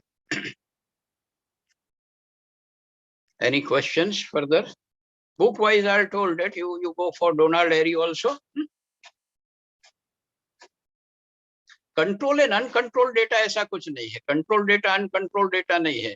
Data from the very beginning, it is controlled data only because you know that is 10,000 data and then you have separated. So there is data can be manageable, not manageable. But control, not control nahi. That is experimental design. You can control certain variables. Qualitative, there are many methods. You can go through that Gay and Erasure only. You will get, there is one caption last. But that is purposive sampling only. Within purposive, homogeneous sampling is that, heterogeneous sampling is there. Suppose you want to study, because qualitative, the word sample should not be used. I have been objecting this, but since many such authors, they write the word sample, there is no sample. The moment sample comes, we thought of statistics and parameter and all other things. Suppose I want to study few women, they had started their job, they were serving 5 years. After they have left 10 years job for rearing the child, and after that again they have joined. There are some 15 cases like this with me. And if I want to study, then that is known as the, you can say that is a qualitative study, qualitative research. And sampling is this, homogeneous. You have to find out that those women who have served for 5 years, then they will be left the job for 10 years. Again, they have joined and they have 5 years. So if homogeneous things are there, you will be able to do this. So that I will not take now because it will take another half an hour. But you can read if time permits. Sometimes we may meet again. So with this, I conclude. Thank you very much. Best wishes to you all.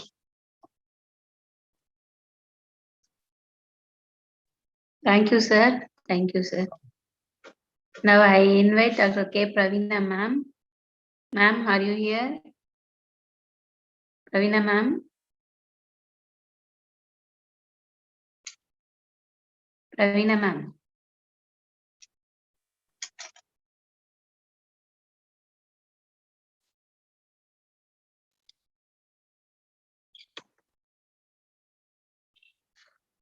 Oh.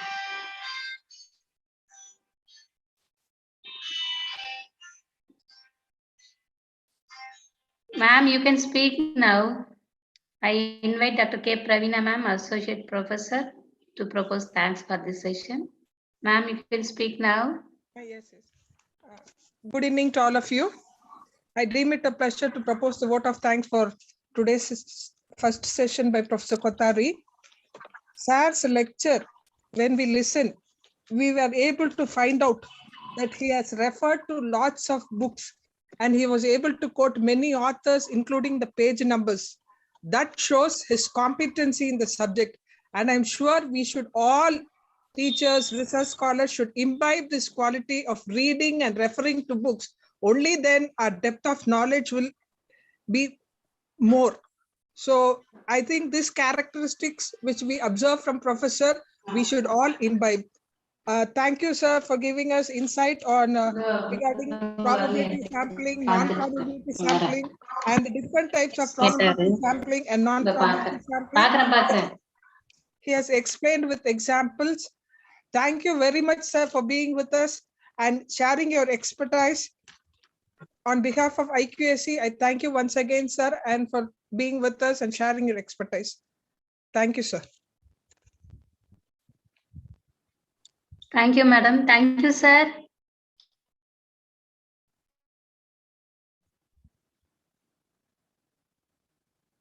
The next session will be started in 5 minutes. Sarah will be joining in few minutes. Please kindly wait, all of you. Sarah will be joining in 5 minutes.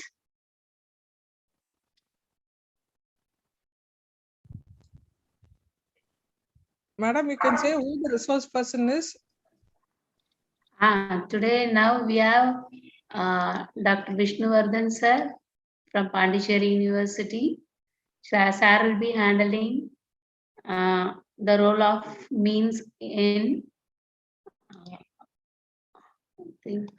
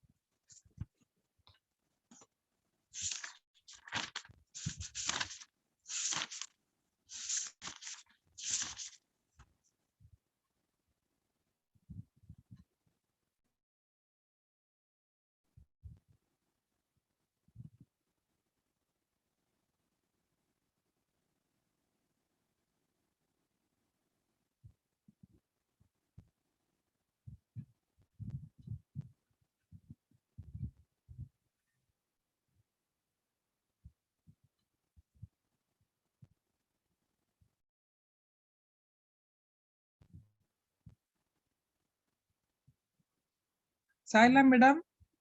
Madam, yes, madam. Can I ask one question to the participant, the puzzle? Okay, ma'am. Kindly engage, ma'am. Yes, ma'am. Participant question. It is just to test your presence of mind. The question is, listen carefully. I will repeat the question twice. You can give the answer in the chat box. In Washington, there was a washerwoman who washed the Washington's prime minister's clothes. The question is, how many W's are there in all? I repeat, in Washington, there was a washerwoman who washed the Washington prime minister's clothes. How many W's are there in all? You can give your answer in the question in the chat box. Shalini, 5. Okay, let's wait for the rest. Salome, 6. Chitra, 7. Aruna, 8. Mohandas, 6. It is just to test your presence of mind. Mari Muthu sir, 5. Radhika, madam, 6. 99, 6, 5. Lamilan Apollo 7. Srisha 6. Umas 8. Amal Hyacinth.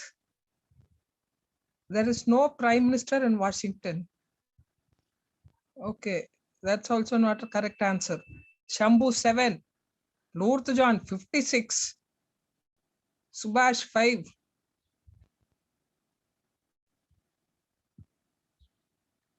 Amrish 5. Just listen to the question once more. I repeat, be very careful and then tell me the answer. In Washington, there was a Washington's Prime Minister who wears the Washington Prime Minister's clothes. How many W's are there in all? In Washington, there was a washerwoman who wears the Washington's Prime Minister's clothes. How many W's are there in all? 7, 89, 8, 5, 6, 8, all wrong answers. 6.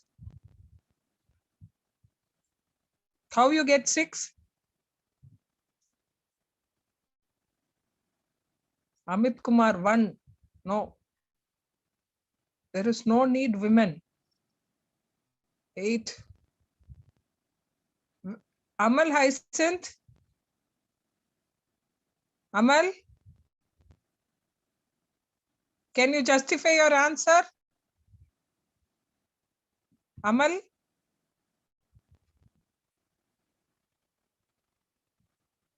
Yes. The answer has been given by Amal. The answer is 0 because in Washington, there was a washerwoman who was the Washington's Prime Minister's clothes. This was a statement. My question is, how many W's are there in all? So in all, ALL, there is no W. So the answer is 0. It's just a pastime question. Very nice, madam. Very nice. Okay. Amal is right. Congratulations.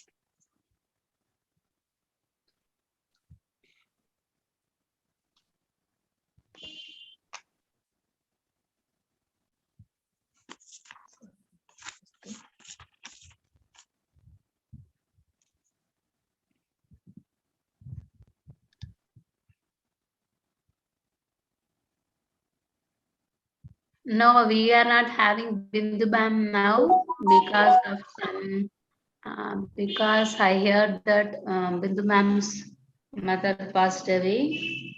So she's not able to turn up today. So we have Vishnu Vardhan sir. Today's session is roll of means in hypothesis testing. Sir is joining in few seconds. Now he'll be joining, I think.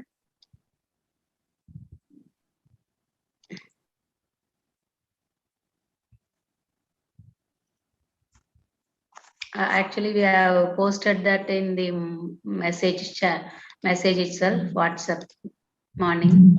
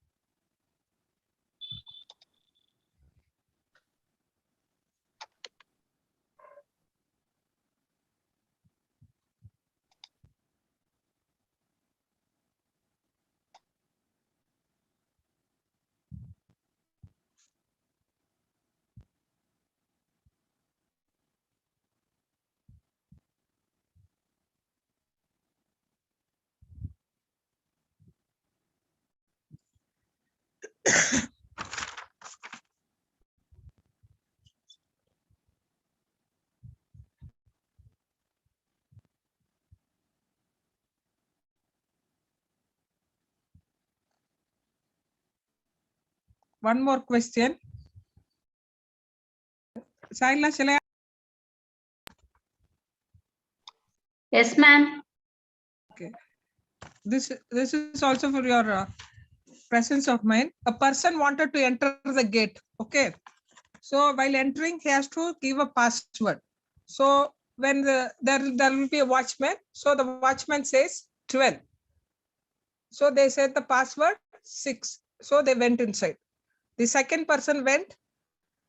When he went, they said the password 6. He gave his number as 6 and the person said 3 and he was let inside.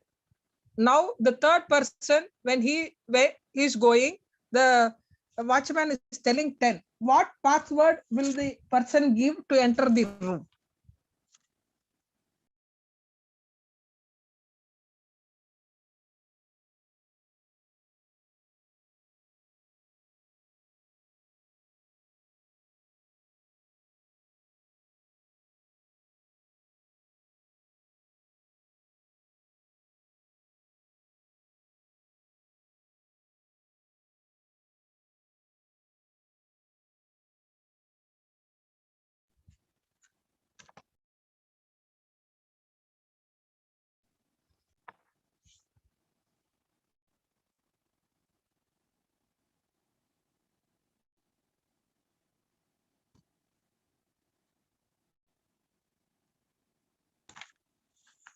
Marimuthu sir, no.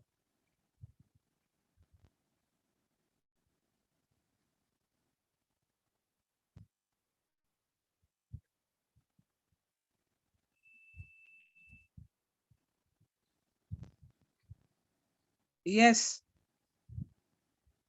Isha, Pramod Sagar, Chanda Asaf. Your answer is right. Can you give the justification?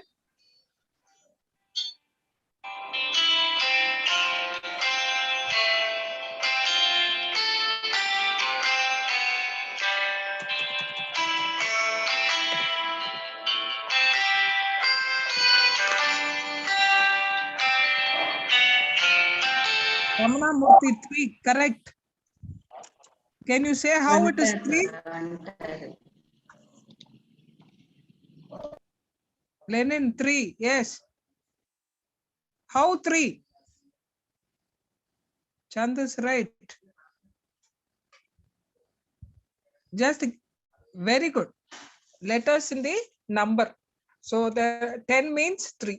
Very good, very good. Excellent, excellent performance by all. Congratulations.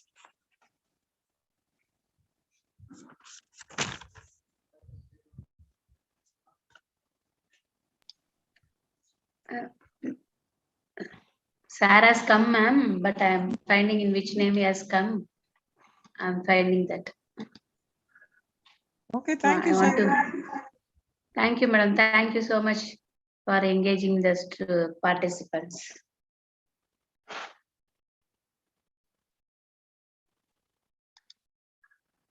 Yeah, yes, we can. I will mute everyone actually now. If you, who is that? Someone is asking, shall we express condolence? Please, we'll maintain silence for 2 minutes, please. Yes, we can. We will mute for 2 minutes.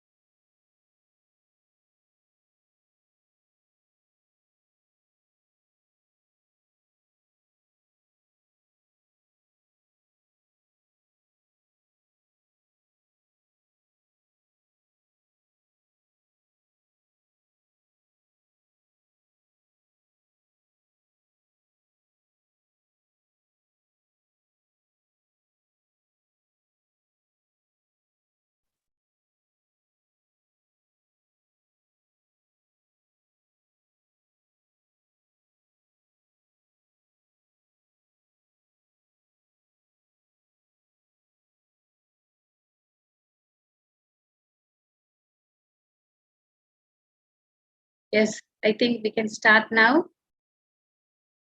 Now I invite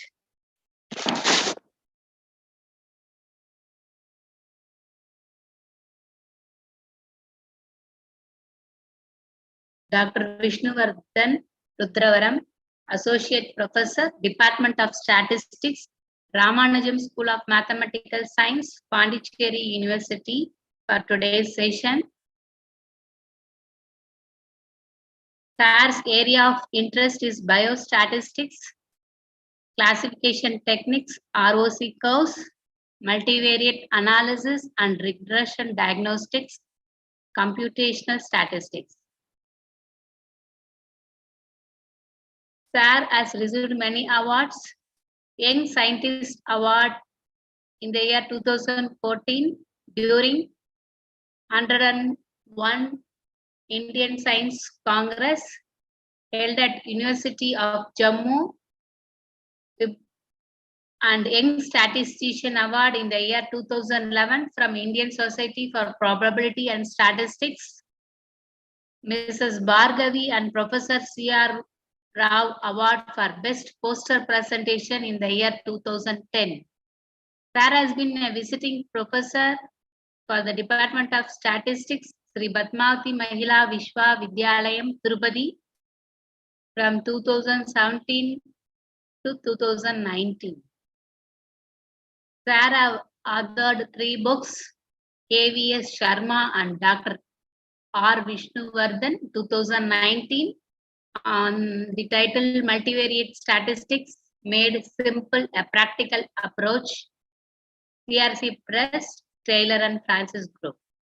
And Kritika and Dr. Vishnuvardhan, V.S. Vaidyanathan, in the title Statistical Modeling and Analysis Techniques, Narazo Publishing House Private Limited, India, and Vishnuvardhan on the title On Some Aspects of Statistical Methods for Clinical Trials, a study on ROC curves in the year 2012 by Lambert Academic Publishing, GmbH and Company, Germany. Sarah has completed 6 PhD candidates, ongoing 4, number of PG projects guided 45, number of research projects 2, books authored 2 and edited 1, list of research paper published 71, invited talks at workshops, FDPs at the national and international platforms are about 59, conference presentation 41, conference workshop organized 7. Sarah's administrative experience like assistant coordinator in the online entrance examination of Pondicherry University for the academic year 2018-19, 19-20, 2021, 21-22, Deputy Nodal Officer, All India Ranking Formats for Pondicherry University, member in the Board of Studies, and a referee for few reputed and indexed journals, managing editor for Journal of Statistics and Application. Sir is a life member in Indian Society for Probability and Statistics, Indian Science Congress Association, Indian Society for Medical Statistics, Calcutta Statistical Association, and Society of Statistics, Computer and Applications. Sir, we are very happy to have you for this session. Thanks for accepting our invitation the last moment. We are very thankful to you. On behalf of the IQAC-ANNAMALAI University, I invite you, sir, to handle the session. Thank you.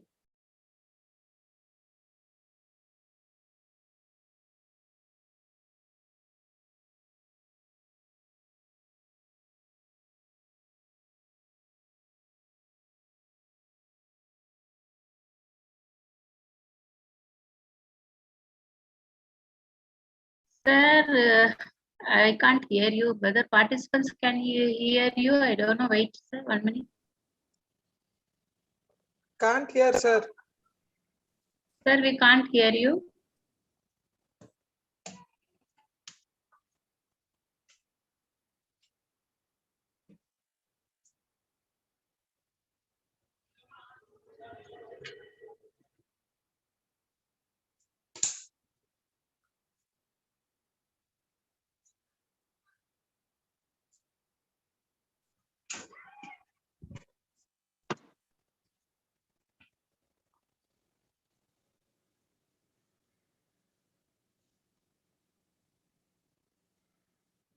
Saila madam, not able to hear.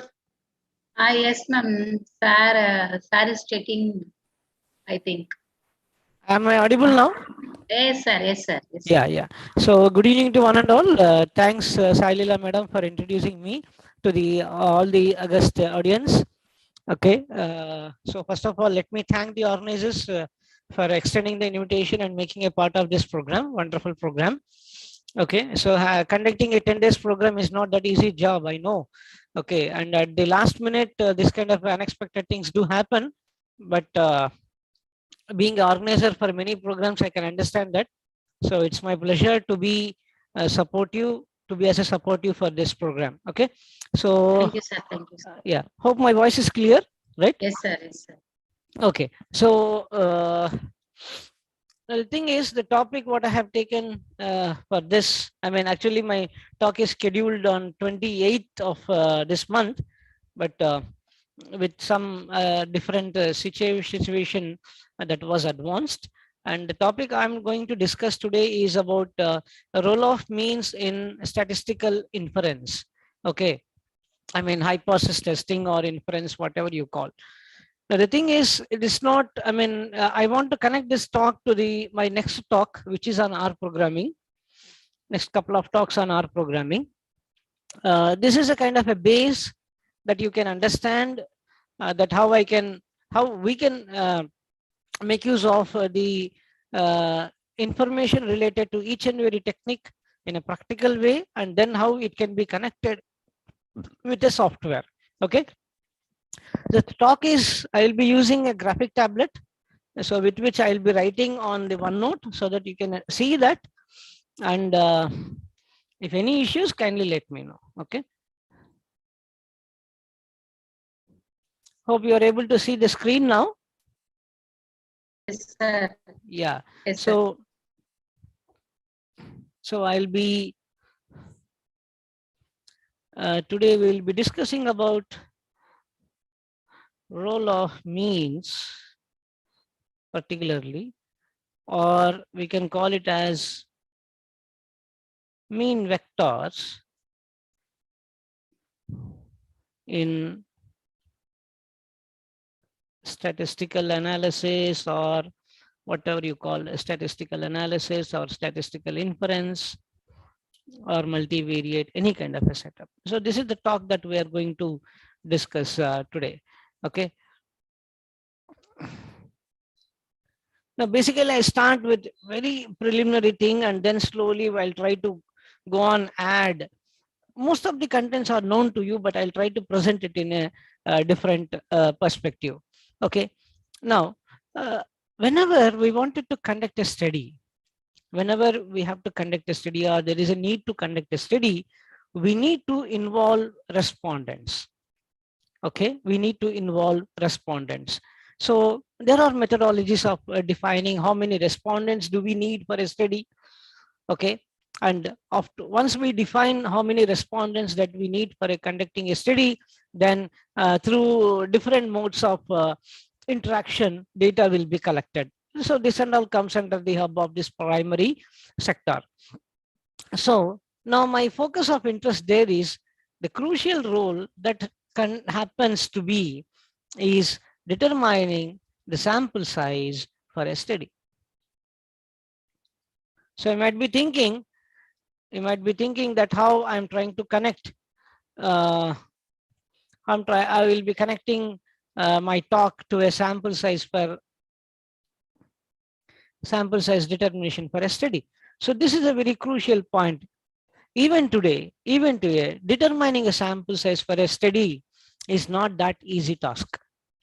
Okay, even though a good number of books, online calculators, many things are available, but still the sample size determination will become a crucial step in every research. Okay, so particularly the sample size needs for studies where you do a primary data collection. Means responses that are to be obtained through a questionnaire based or a kind of a telephonic conversation or a kind of a online survey, something like this. Now, when we do that, the primary focus of, when we do this, the primary focus contains, let us take broad categories of information. Either you collect the data in terms of qualitatively or in terms of quantitatively. So you collect the data broadly into qualitative type of information and quantitative type of information. Hope you are all aware, but still let me take a crash recollect of this qualitative. So let us take yes or no, whether you belong to that particular sensitive region or whether you have this kind of a phenomena or not. Like this, when you call this yes or no, or on a Likert scale. If it is a psychological study, you take the anxiety level, you take the stress levels, you take this esteem levels, you take the many other levels that are on a Likert scaling on a 5-point scale. Similarly, getting information about or opinion about a particular situation comes also under the, that also can be taken as yes or no or Likert scaling. And similarly, when we are able to measure like income and other variables that can become under quantitative. Now you might be little having a secondary thought, why this fellow is taking all these basics to connect to the title.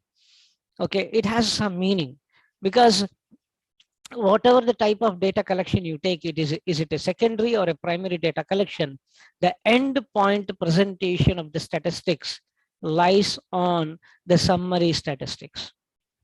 Okay, whatever may be the data collection type you do, primary with respect to qualitative or quantitative, or secondary data collection which contains these two types of data, at the end, when you want to present your findings, you need to land up either with a mean proportion, either with a mean value, or you go with a standard deviation. So the summary statistics plays a prominent role in presenting your findings.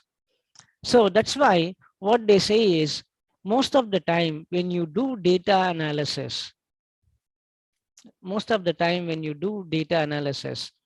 don't just apply a technique for your required objective. Before you step in for analyzing an inferential or a comparative results, or before you step in for a modeling, before you step in for a comparative statement, all these things, you need to make a proper explorative data analysis.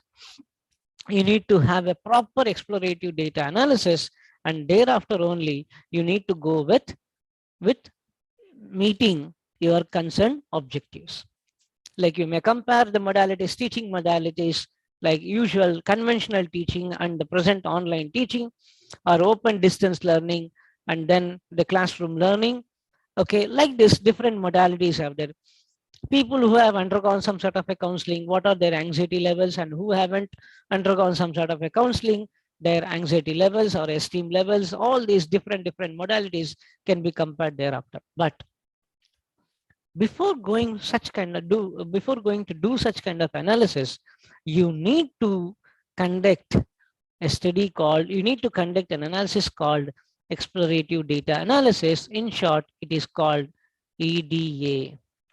I don't know how many of you have come across this kind of a concept, exploratory data analysis. May I know any response in a chat box that has anyone come across this concept of exploratory data analysis?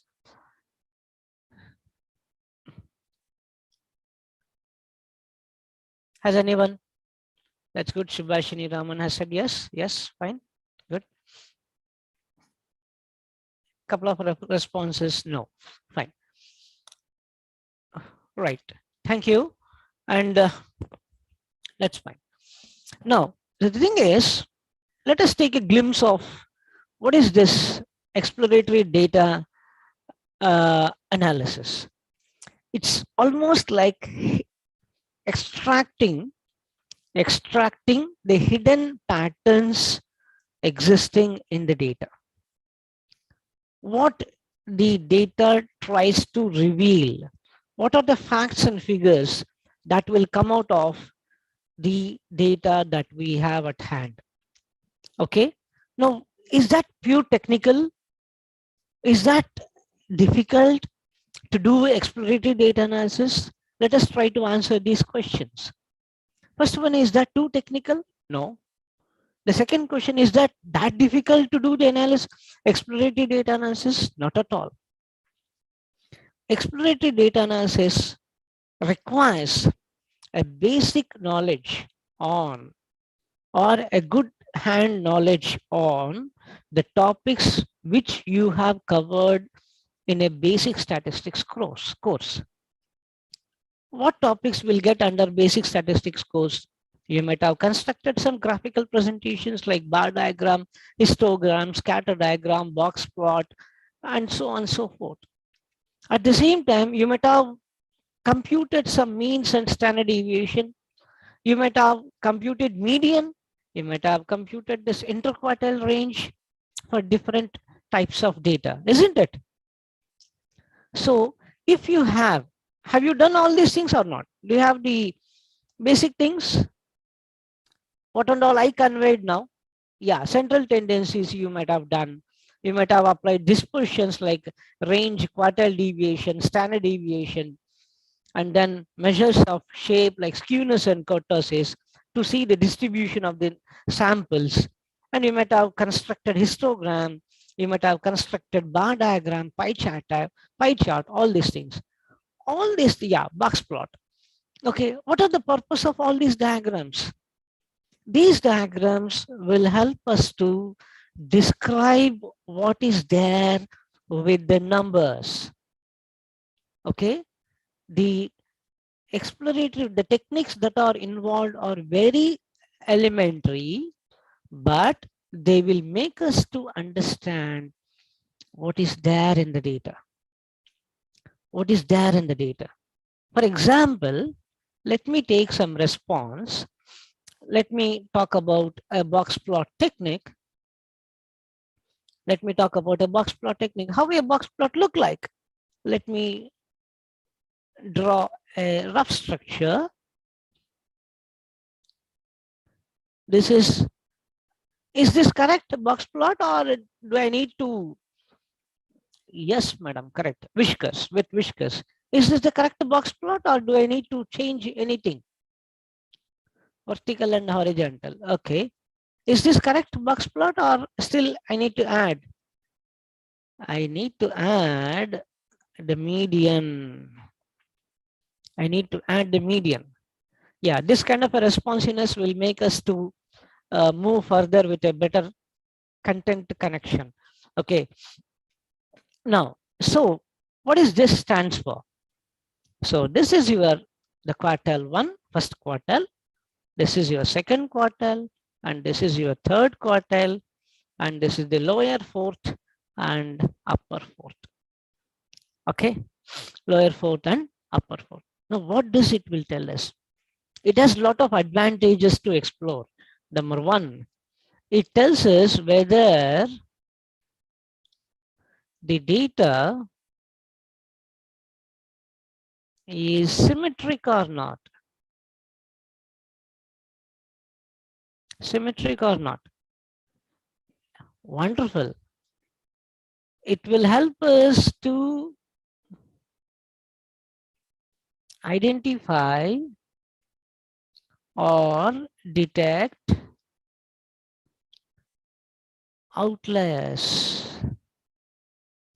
Okay. Number 3, it will help us to know the portion of samples on either side of median. Either side of median. Okay. So like this, you have several advantages of using a box plot. Now, how do we call whether the data is symmetric or not? Okay. How do we call? When this is the ideal box plot. This is the ideal box plot where you can see that if this median line exactly divides this box into equidistant, or if the line is an equidistant from in the entire box, then the data is symmetric or spread around uniformly to its left and to its right. Now, can we figure out little differently? Now, the same box plot can be written as this.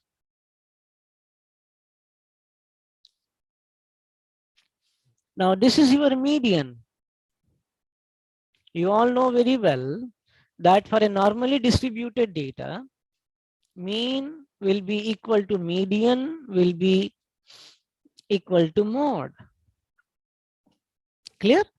Now, if the tendency is at the center, then your first quartile will be here, third quartile will be here, and the amount of data that is spread from its median towards its left or right will be of equidistant. And then similarly, the whiskers towards its lower area and upper area will be of uniform. Now, a question might rise like this: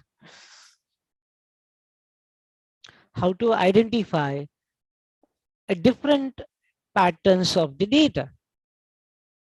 Let us take like this. This is another box plot I am taking. Now the whisker is on this side and this side. This is a typical box plot where the median is extremely right towards its right. Now what happens is the graph, the density graph looks like that tail, extended tail on the right, extended tail on the right. Similarly, yeah, it's a skewed one. That's fantastic. Thank you. And if this is like this, and whisker will be extended towards left and a small whisker on the right, seeming that it is a left skewed distribution. So this indicates the peak of that particular data. That means the position where the more number of data points are observed or on the extreme right, where the data points, the mass or the data points which are collected have a extended tail towards its left, So this is, as of now, is that clear? Am I going clear? I mean, the flow, what I'm trying to convey, are you able to catch up? Is it fine? Can I move like this only? Or do I need to change the modality? Yeah, fine. So thank you. Right. So now this is one small illustration. Yeah, negatively skewed. Fine. Okay. This is one small illustration of describing the characteristics using box whisker plot. Similarly, using normal distribution, using histogram, using scatter plot, okay, all these things can be done. Can we spend some time on a scatter plot? Then I will try to move with the aspect. I will try to reconnect to the thing. Now, when we took,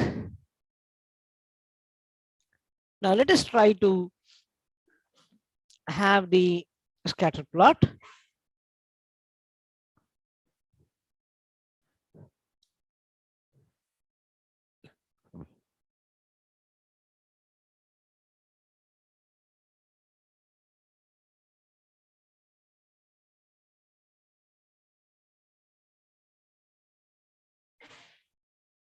Okay, so now let us try to have a scatter plot. You know what is a scatter plot?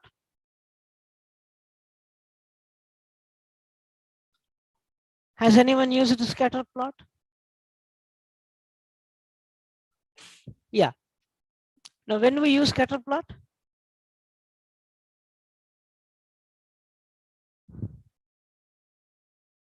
data distribution with dots. Yeah. And simple to say, to know the spread of the data. And also the relation, the graphical relation, a scale data, the graphical relation between two variables. Let us take stress and anxiety. Stress level and anxiety level.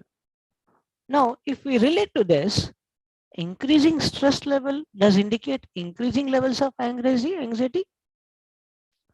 How we say? We collect data.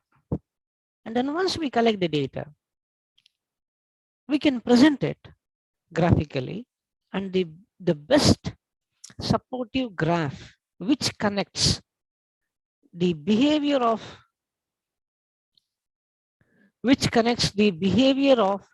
one variable and how it reflects on another variable graphically is the scatter plot. In simple to say, we can observe the magnitude of the data points and how, if one variable, the behavior, the one variable, how it behaves and what is its influence on the other. Okay, influence on the other. Now, the point of focus here comes is, let us take a dark line that I am putting one value here, a red dot. You are able to see the red dot? Hopefully. Right? Now this red dot, let me encircle this red dot. What is this? This is what we call the centroid. Means the distribution of data from the center. Distribution of data from the center. The other meaning of centroid is the mean. That means it consists of the mean stress point, mean stress, and mean anxiety. Okay, and graphically it is depicted as like this.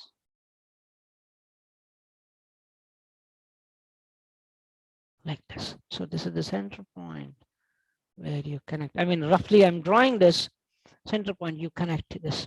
So this kind of a data where we are making use of two variables is what we call bivariate data.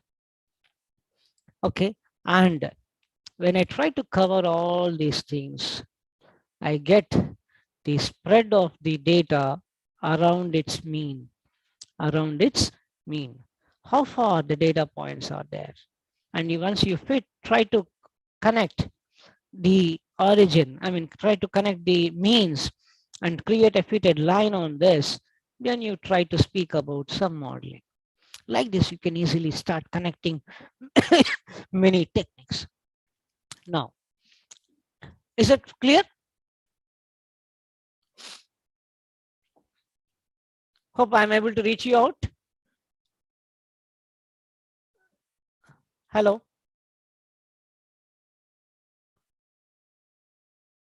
Yeah, okay.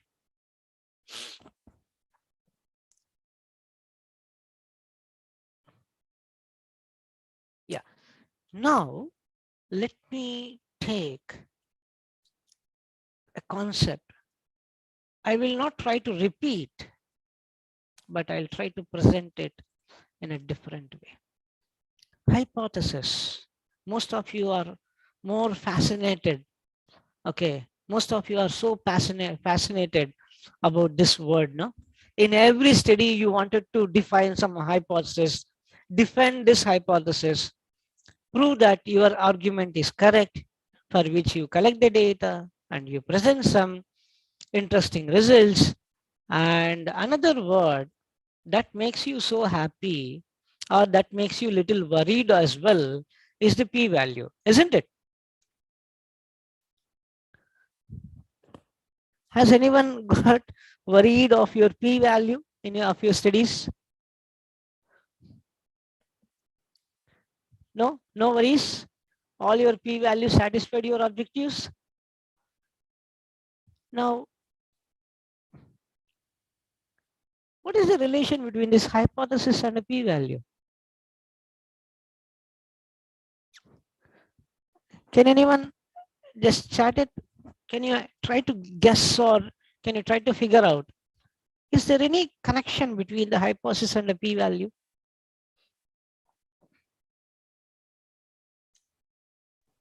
If anyone want to speak, they can speak, sir. I have Oh, unmuted. okay. Okay, fine. Can I get a couple of voices for this discussion? Good evening, sir. Hypothesis and- yeah. For myself, Naisamani Sonja from Aligarh Muslim University. Huh. So I would like to say p-value is if it is less than 1, or we can say if it is equal to 0, then we can say we can reject her null hypothesis. Okay. So if p-value is less than some value, right? Yes, sir. You say you reject your null hypothesis, or you say you accept your null hypothesis. So this is the connection you mean between this p-value and the hypothesis. Clear? Yes, sir. Okay, fine. So different versions are also coming in chat box that help to prove or disprove your study. And okay, fine. Then any other observation? That's true. I mean, what and all you conveyed in chat and what Madam has conveyed over voice. Yes. And this is the primary statistical song. If p-value is less than 0.05 or some alpha value, you reject the null hypothesis and accept the null hypothesis. Now, there is a crucial question that has to come in the mind of every researcher, including me, that is that the end of your study? Or you will tap your shoulders this, I rejected my null hypothesis, claiming that some group is better than other group in this modality. Is that the end? No, exactly. That is not the end of your study. That is the beginning of your investigation. That is the beginning of your further investigation, going into deep, some more information required to claim why you are trying to reject. That is where the present modality of publishing your work has changed. Okay, don't stop your thinking, and don't be happy, and don't stop when you say I am rejecting null hypothesis. That is just a statement that supports your claim, but you need to speak more and more about your claim. How do you speak? How the numbers will make you to speak? There's the point. Now, how you define null hypothesis? Let us take mu1 is equal to mu2. If I'm confusing you, I can take it into a sentence formation. Is this fine? Hope you are not getting clumsy when I use some notations. Scary. Fine? Okay, that's fine. Okay, now what does this stands for? This kind of a hypothesis I used mu1 is equal to mu2 against mu1 not equal to mu2. Now what is this mu? It is nothing but mean of, let us take mean of first group G1 is equal to mean of second group. Let us take some counseling is given to a depressed group, and without counseling. Yes. Could you please mute to all except me now?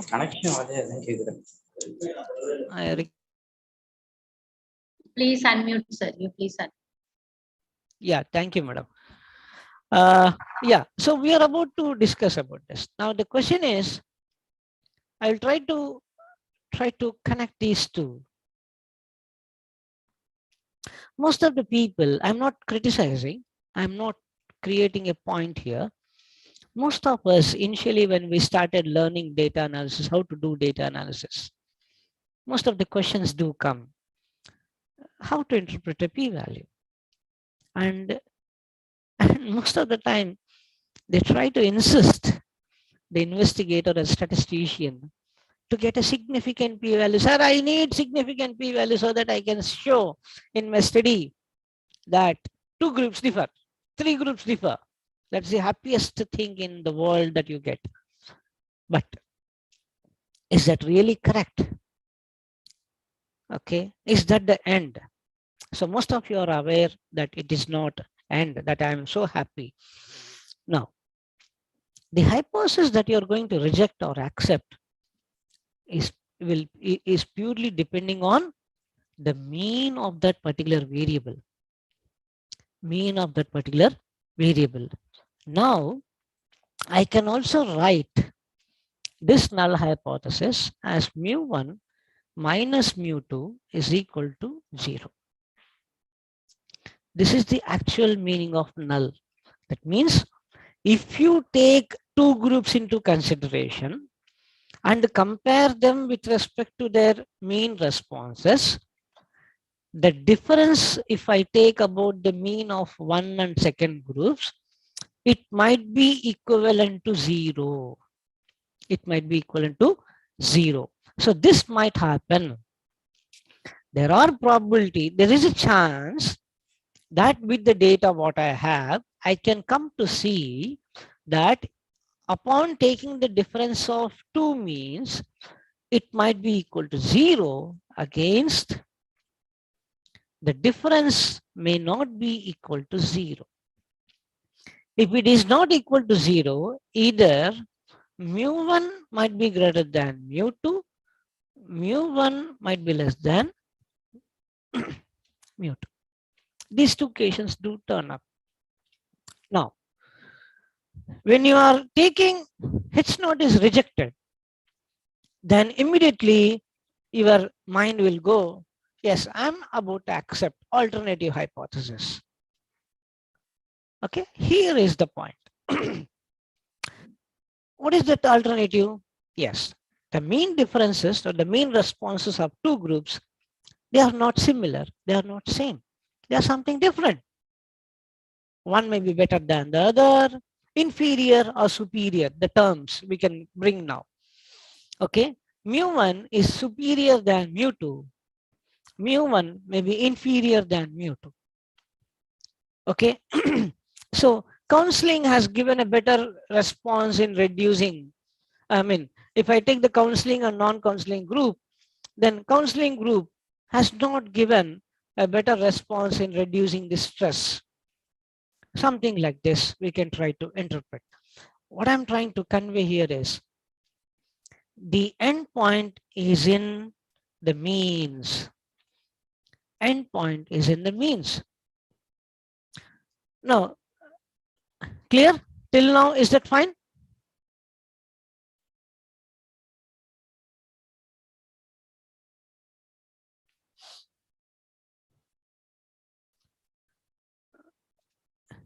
Yeah, okay. Now, where we come across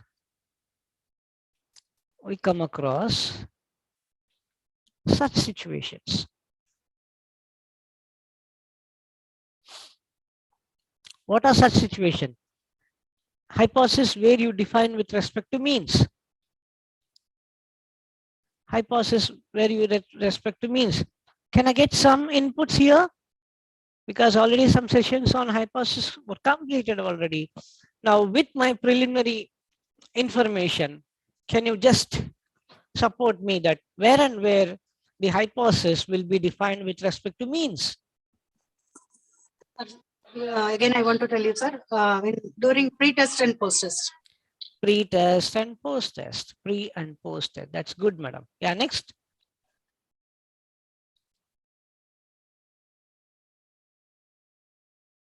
Comparing 2 groups, 2 independent groups.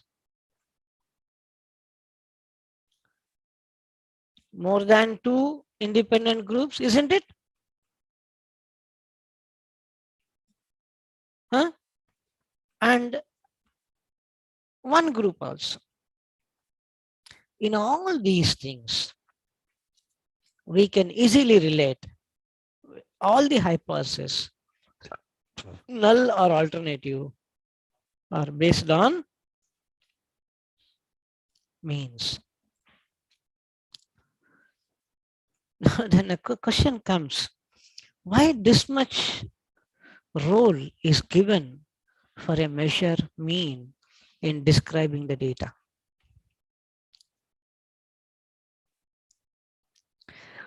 In statistics, the two basic pillars that will always help us in describing your data are the mean and the standard deviation. Because mean will tell where your data tends to lie. More number of data points are where they lie. And how much the spread or distance from that mean. So that is nothing your standard deviation. Fine, you may raise a question. So that is for measuring data. What about your quantitative data? Qualitative data? Yes, we do have analogs of this mean and standard deviation. That is median, that is a positional average of the entire data, and the quartile range, interquartile range, which is nothing but the Q3 and Q1, which is nothing but your Q3 and Q1. Right? Now, let us move further. Continuing this, only these situations we define mean, or any other situation do we have? Let me give some illustration like this.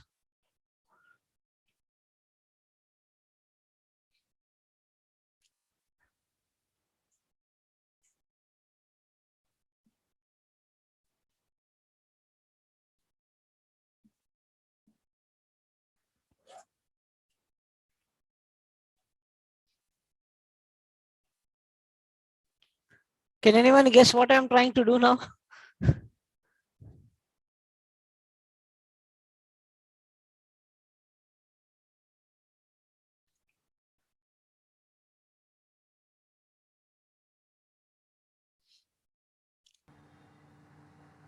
Continuous variable?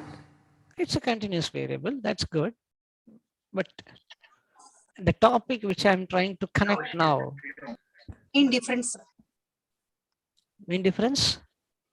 Of course. I will cover. Type 1 and type 2 error. Okay. Okay. Let us see with simple mean difference, how many mean vector, how many topics in statistics can be related. That is one kind of a happy thing, that whenever I just pre-process my mind with a statistical thinking when I analyze the data, with just the mean difference, we're able to distinguish two groups. Similarly,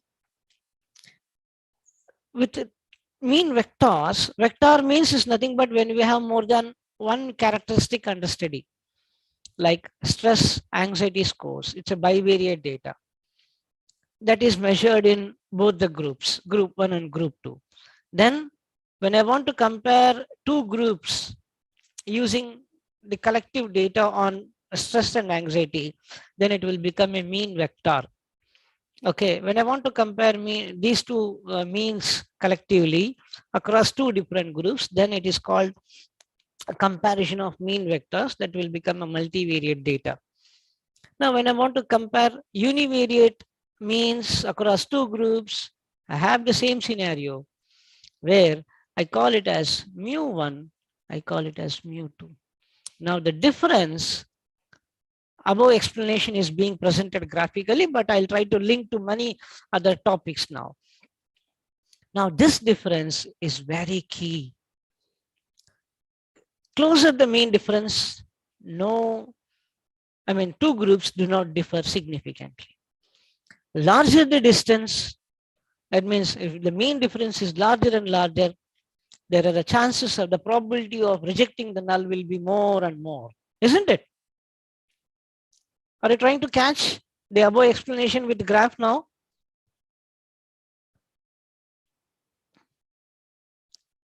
Any clumsiness, ambiguity?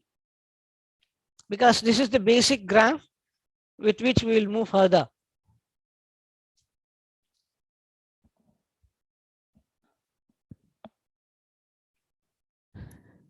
Are you able to connect the explanation? Yes, sir. Yeah, fine. So now as larger the distance, high chances of rejecting your null. Shorter the distance, shorter the difference or distance, then the chances of rejecting the null will become smaller, lower and lower. Now, so one possible technique is two independent samples t-test. Okay, we see this kind of a scenario in two independent sample t-test or z-test. Okay, now what is the second scenario that we can come across? This is for univariate structure. When I have a bivariate or multivariate, then what is the multivariate analog of this thing is what we call Hoteling's t-square. I think most of you generally you go with independent variable. I mean each individual characteristic and do several independent sample t-tests. But collectively if you do, the combined variability between each characteristic should be accounted.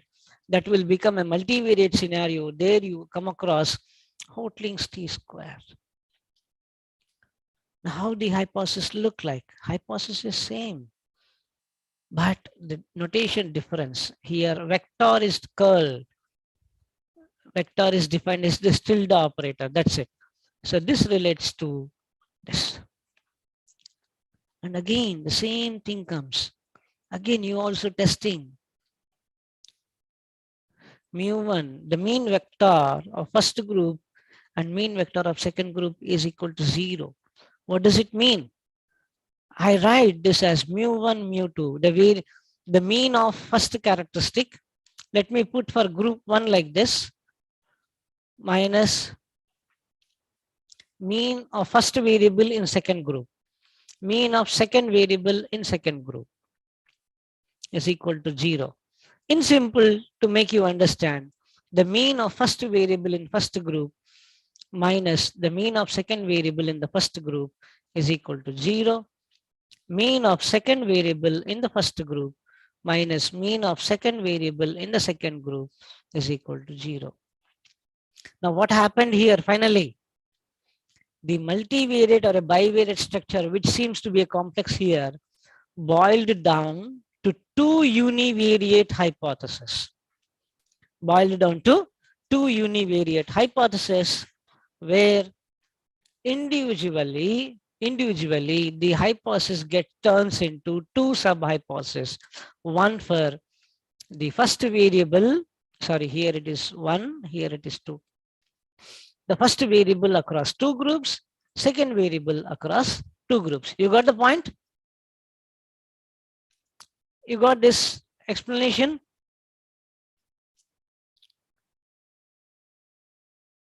Yes or no?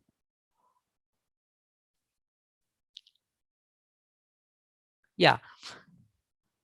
So the thing is, now this mean vector mu1 is written as mu1 and mu2. Let us take mu1 is nothing but your stress, average stress observed in group 1. Mu2 is the average anxiety observed in group 1. Similarly, you get mu2. Okay. Now, mu1 contains two variables, and that will contain like this, and further this can be written like this.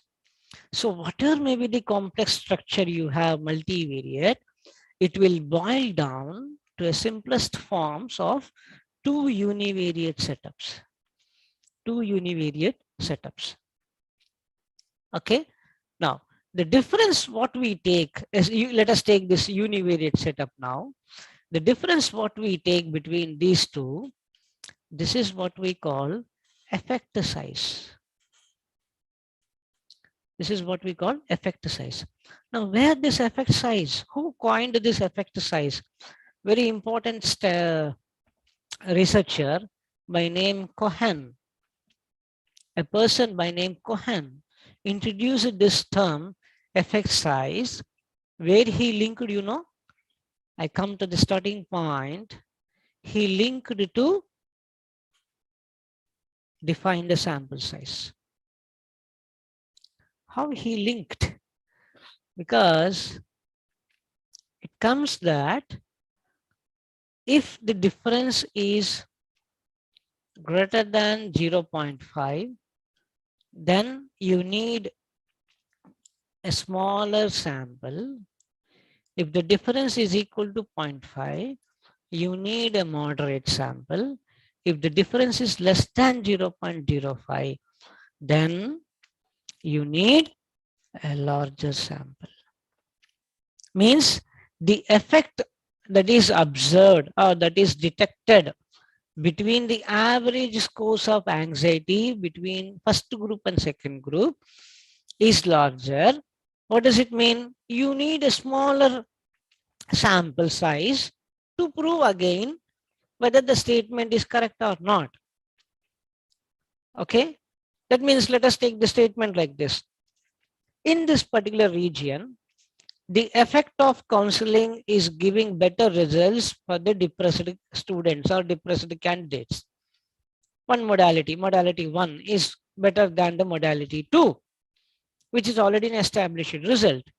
But still, if you want over some period of time, if you want to re-verify the statement given, since the hypothesis which is verified in the previous study becomes an alternative hypothesis for your present study. Why? It has been shown that modality 1 is better than the modality 2. You are taking the same statement as your alternative, and your null will become both modalities are one and the same.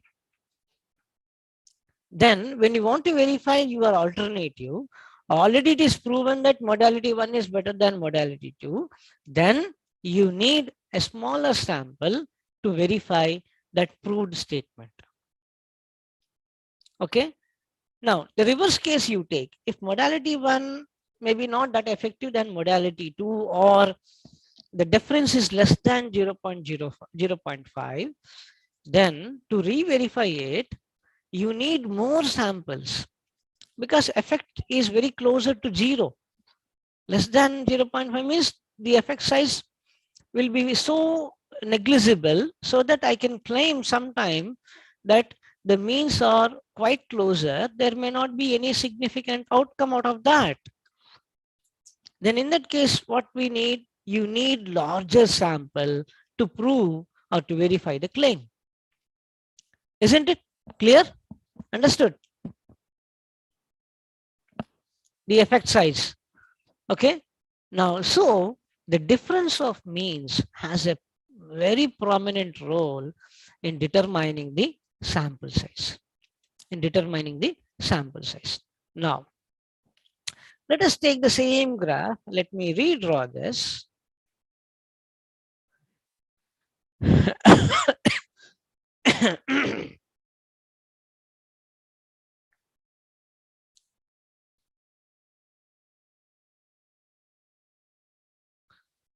I'm just making this. This is your mu1. This is your mu2.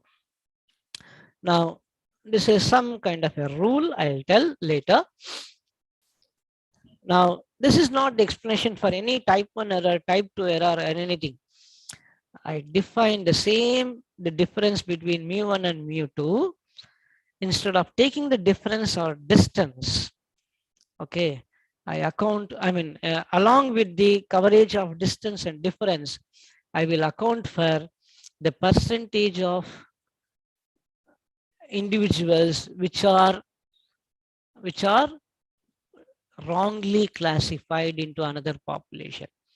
Now, in a classification problem setup also, in a classification problem, what does it mean by classification problem? You need to define a rule. Rule means some sort of a equation or a mechanism that will help you to allocate or segregate or discriminate into one of the two groups. Let us take depressed, not depressed, non-depressed. You are healthy, you have some chronic kidney disease. You are dead, you are alive. You can be issued a credit card, you will not be issued a credit card. You can claim an insurance, you are not eligible for an insurance. Your loan can be sanctioned, your loan cannot be sanctioned. Whether the person is a defaulter or a non-defaulter. To make decisions across a categorical information, you need to have some set of information where you can segregate the individual. Having a known mechanism, a rule, classifier rule, you can allocate if a new individual comes, recording of the new individual comes. So there also what will happen is, suppose if the customer, if the person belongs to population 1 and this is population 2. So these areas are two different areas. Okay. So actually they belong to this region, but they were classified as a population 1. Similarly, these individuals belongs to this group, but they are classified as another population. So this kind of a mismatch, that is what we call. This kind of a mismatch is what we call, is called error rate. Now my focus is not to explain what is the classification problem and how a classifier is defined, all these things, but the basic phenomena in that advanced statistical technique classification problems also purely depends upon the mean difference. Purely depends upon the mean difference. At the same time, the same graph can be denoted as, this is cluster of one group, this is cluster of another group, and you define a classifier rule like this, and this is the centroid of this, and this is the mean of this particular population, and the disconnect distance between this mu1 and mu2 speaks a lot. Okay, speaks a lot. But how, in what way? As larger the distance, this overlapping mismatch will get minimized, because the two groups will be aparted. If larger the distance, what will happen?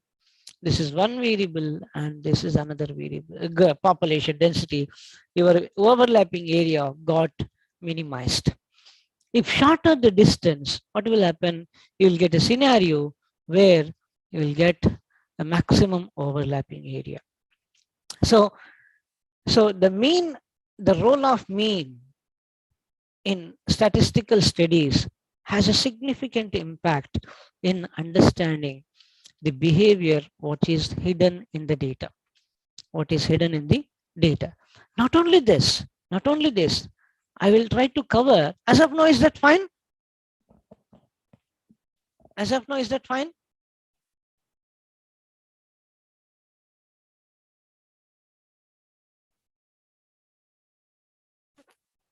Hope I'm not confusing you.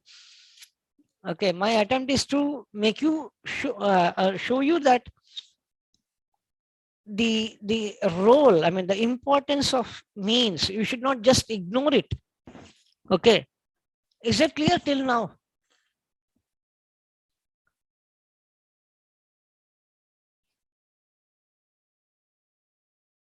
Voice or chat, so that I can move further on a small topic which relates to this.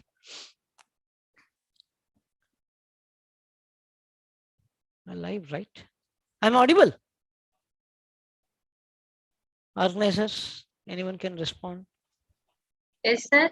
Yeah, I'm audible, right? So far? Yes, sir. Yeah, Yes, sir. Okay. Now we will try to understand another concept which comes in ANOVA. ANOVA is what? When we use ANOVA? Maybe my internet is little slow. That's why I'm getting messages now. Okay. When we apply ANOVA,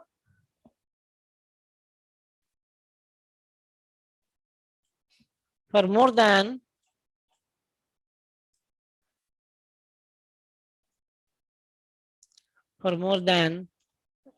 two variables, not two variables, it's two groups or population. More than two is incomplete, not variables. More than two groups or populations. In principle, to say independent populations. Okay. Now full form, I don't ask because all of you know it is analysis of variance. Okay. Now what is your hypothesis here? Let us consider there are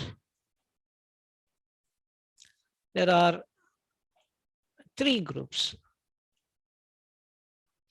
I'll take some sort of a try. I'll try to make a little different example. Hope all of you heard of this term, obese, right? Which gets connected. This is the most worried word nowadays in the COVID time.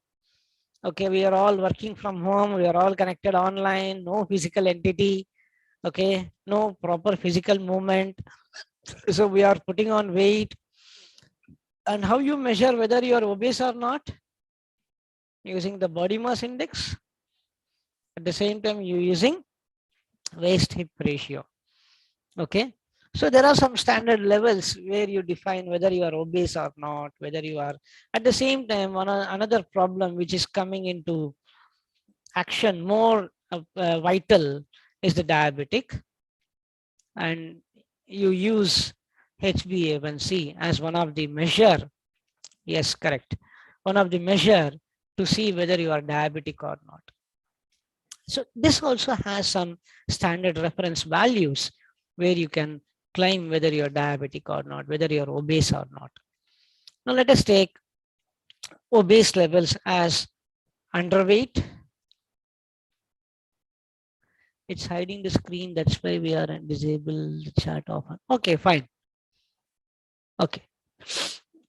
Underweight, normal, obese. Okay. One physical trainer, there is a training institute, physical training institute, where you went for reducing your fat. Okay, so he asked, okay, let us take only obese group there. Okay, obese group there. That in this obese group, he tried three modalities: modality 1, modality 2, modality. So this example, because we are a common, okay, we are common, we can easily understand about these things. That's why I'm taking this example. Okay, I don't know. Okay, I think people are busy in putting their registration number. Okay. Kindly listen to me for next 10 to 15 minutes. I'll conclude my thing. Okay. You're not aware?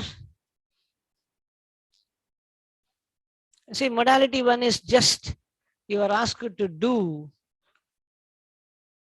You're asked to do treadmill. Okay.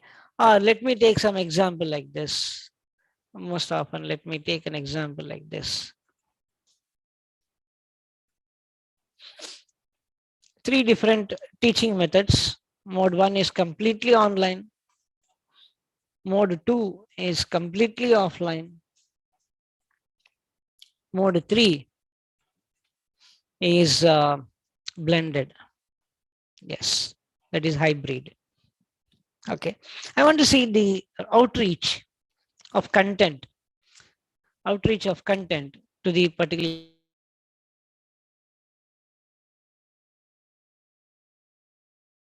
Outreach of content to the students, and what is the IQ level or the knowledge gained in that particular topic, and set up scores are arrived.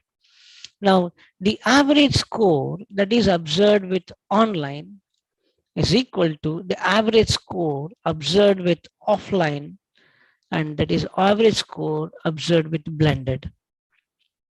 Okay. And similarly, alternative, what you write? Alternative, you write? Can you write like this? Can we write like this? Is that way of writing the alternative?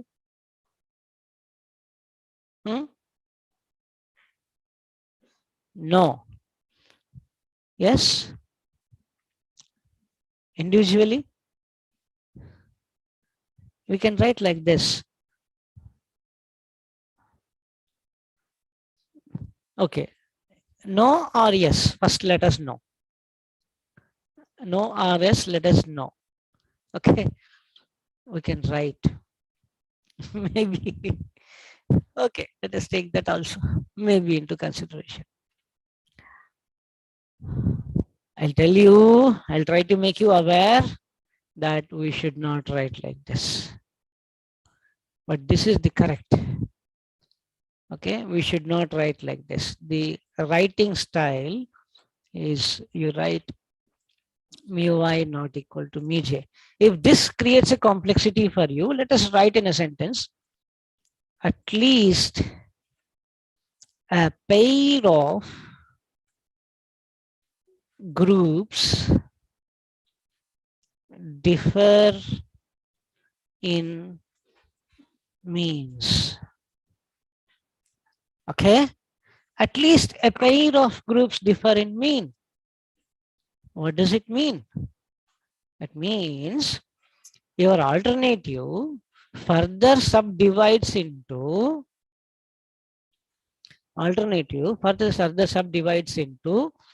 three hypotheses. Why? Because if I say at least a pair, I have three groups. Either the IQ level through online may differ with offline.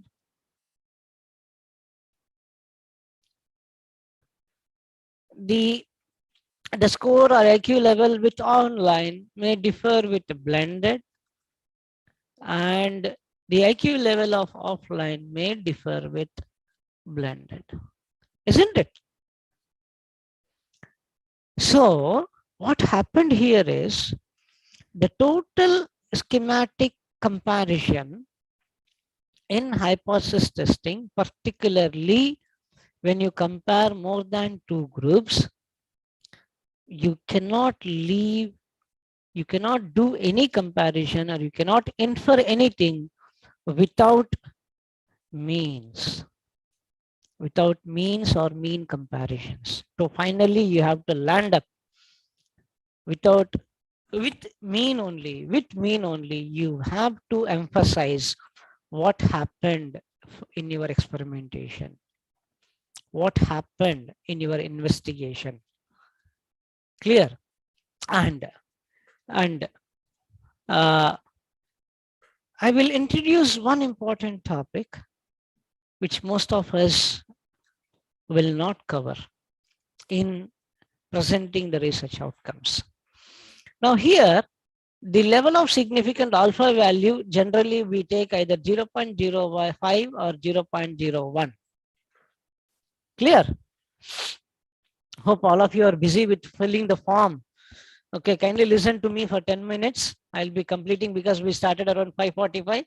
Let me complete it by a couple of minutes after this. Now, suppose if my p-value is less than 0.05, then we say we reject the null hypothesis. So this is the discussion what we started. I came back to that point again. Now, the interesting point comes here. If p-value is less than 0.05, we move with accepting alternative hypothesis. What is alternative hypothesis? At least a pair of groups differ in means. When you are choosing this particular statement, automatically you are connected to connected to 3 sub-hypotheses. 3 sub-hypotheses. So again, you need to define H01, H02, H03 to know which pair of groups differ in means. Either it is mu of online equal to mu offline, mu of online is equal to mu blended, mu offline is equal to mu blended. Which one? Again, you do some sort of a test statistic here, and then again you land up with a p-value. Okay. Now 2 questions come here. First one, what are the tests, or what are the tests available to do this investigation?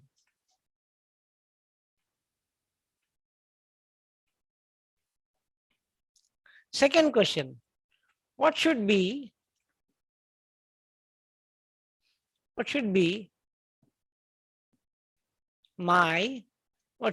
the alpha value? Is 0.05 or something else? Okay, madam has said it is t-test. Fine. Yeah. Okay, you got it. Okay, so it is a t approximation only, but there are a bundle of tests that are generally used for verifying this sub-hypothesis, which is called multiple comparison tests or pairwise comparison tests, which are generally known as a post hoc test, like Takei or Bonferroni, like this. And okay, I will not focus much on that. That has to be applied actually. And coming to the next question, I think Professor Vinita has said this value is not the alpha value. Your alpha value divided by the number of groups at comparison. So our alpha is 0.05. How many groups at comparison? It should be divided by 3. Now my new p-value to be compared, my p-value to be compared with 0.013, not with 0.05. Now an interesting question comes. Why 0.013? What happens if I do with 0.05? The answer is the main hypothesis got reduced to 3 sub-hypotheses. Clear? Okay, I'm coming to that.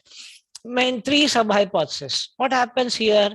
These 3 sub-hypotheses are purely based on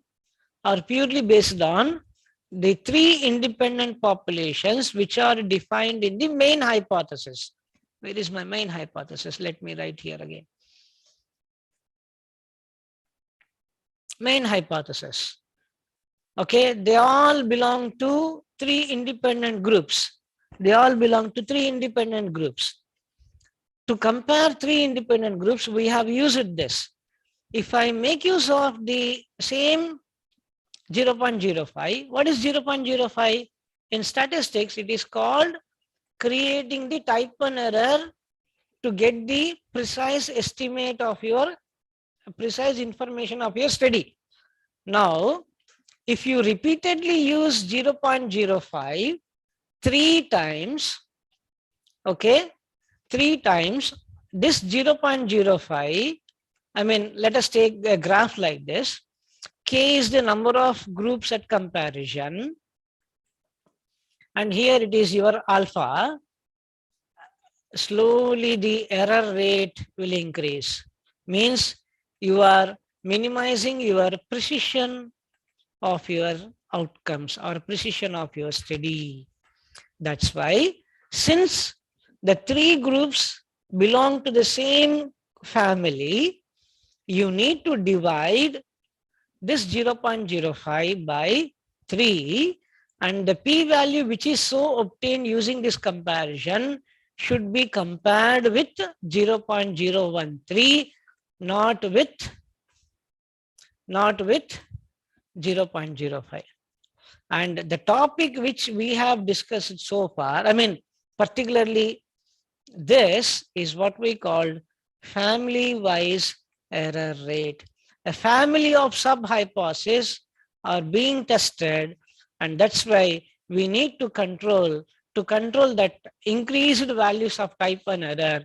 We need to divide it and a new p-value to be taken into consideration. Now, what I do is I'll stop here. I'll give 5 minutes or 5 to 10 minutes. Hope the organizers will allow me to go for 5-10 minutes for discussions or clarifying the questions. Clear? Yes, sir. Yes. Yeah. Now, let me stop sharing. Yeah, it is up to the organizers, I mean, audience now to clarify. If a hope I was able to reach you out in a point-to-point session and point-to-point time or point-to-point, and then still, if you have any queries, you can ask now. You can ask now. You can ask now. If not, you can reach out to me at this number via WhatsApp. Okay. Or you can write to me about your research queries if you want any clarification.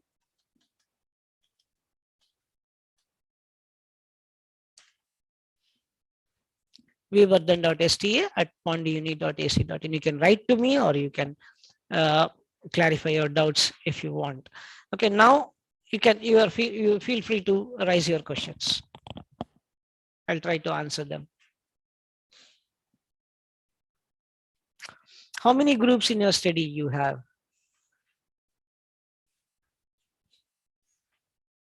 2. Achievement is a score. Is it academic achievement? Is that a score? Yeah. So you can test for the normality first using Shapiro-Wilk test. If they follow normal, then you apply independent sample t-test. Okay. If they are not following normal distribution, then you apply Mann-Whitney U-test and compare with median. Okay. Hope I cleared your doubt.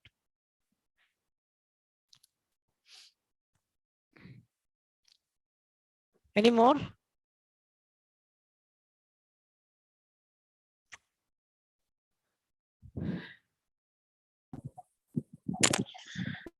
Sir. Yes. Sir, kindly repeat, please. Yeah. See, what was the question is, they want to compare academic achievement between 2 groups. First, we have to test whether the scores are normally distributed or not. Okay. To verify that particular normal distribution, data distributed or normally or not, we need to do Shapiro-Wilk test. I am typing it. It is available in SPSS, no problem, or also Shapiro-Wilk test. Yeah, test for normality. Shapiro-Wilk test. If here p-value should be greater than 0.05, then only data is tend to be normal. Okay, it should not be less than. If it is less than, data is not normal. P-value should be greater than 0.05, then only the data tends to be normally distributed. Okay. Now, once this is done, then you need to choose if the data if the data is normally distributed, then use 2 samples t-test. Okay. If not, if the data is not normal, if not, use Mann-Whitney U-test or 2 sample median test. Okay. Thank you, sir. Yeah. Any other doubts?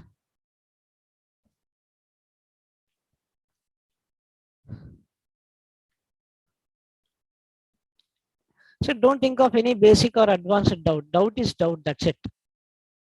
Okay. You have to be, you should not be hesitant to speak or ask.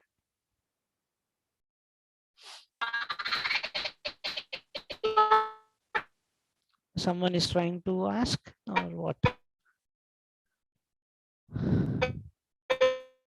Thank you.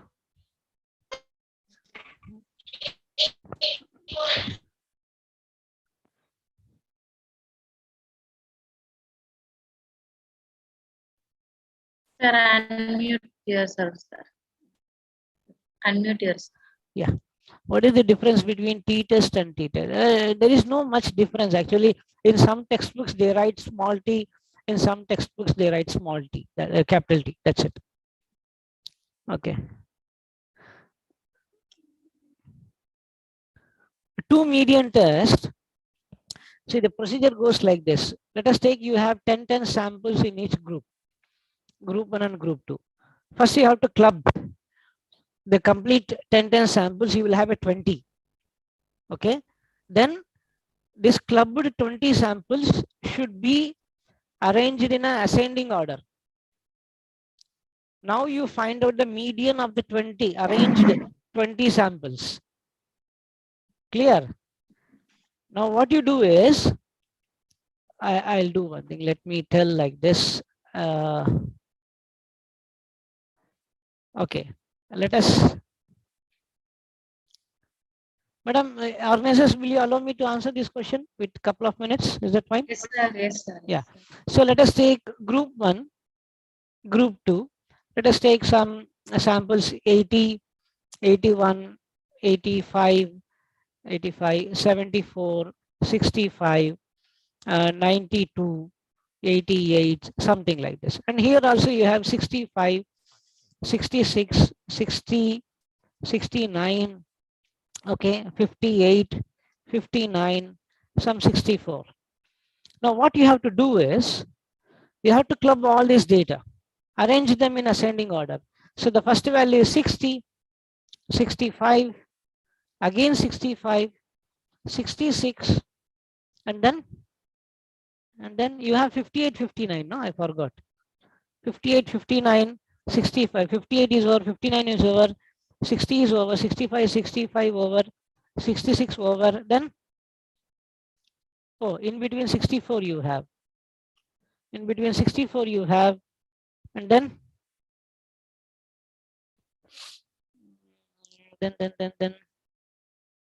you have 74, isn't it? Then 80, 81, 80, oh, 69 you have. Yeah, 69, 74, 80, 81, 85, 88, 92.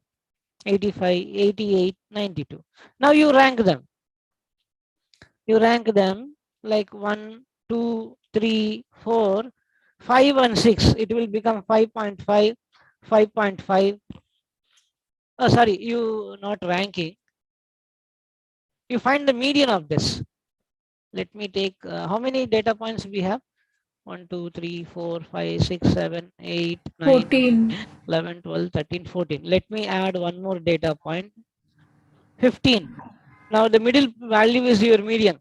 For 8 convenience. 1, 2, 3, 4, 74. 5, 6, 7, 8, 9. So this median is 74. Now you create a table like this. Greater than median, less than median, or sorry, group 1. group 2. Here greater than median, less than median, less than or equal to median. Now take this 80. 80 is greater than median in group 1. 81, 2, 83, 85 is greater than median. Okay, and then it comes in as here 3, it is failed, 4, 5, 6. So in group 1, the number of samples which are greater than median is 6. Okay, coming to in group 2, how many observations are greater than median? None of the group, 0. Okay, now how many observations less than median in group 1? 1, 2. And here let us take 8. So like this you get a 2 2 cross 2 table, and if you go with a chi-square approximation, you will get a value. With that p value you compare. So this is what we call 2 sample median test. Okay, is it clear? Since it is less than 0, we have to apply Yates correction. No, not that chi-square I'm telling. That chi-square is different. That it comes only contingency of tables. Yes. Okay, not here. Okay, this is not association analysis. Okay. Okay, this is not association analysis. It is comparing 2 groups with respect to median when the data is not normal. Don't get confused. Okay? So in SPSS, where do we find this? In analyze non-parametrics, 2 groups, in that you have median test. Okay. Okay. Thank you, sir.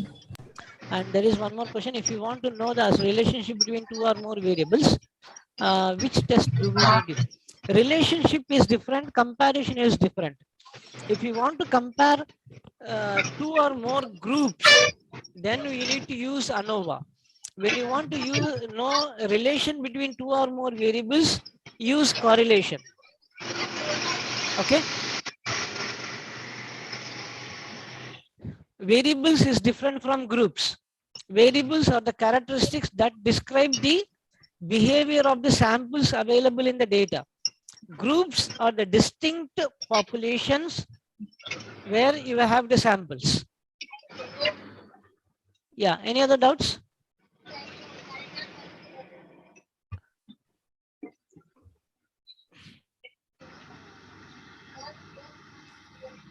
Tests for measuring problems faced by higher education students in online class, which contains 4 dimensions of 5 questions each. Okay, but question is incomplete. Divya, questions is incomplete. What do you want to know from that?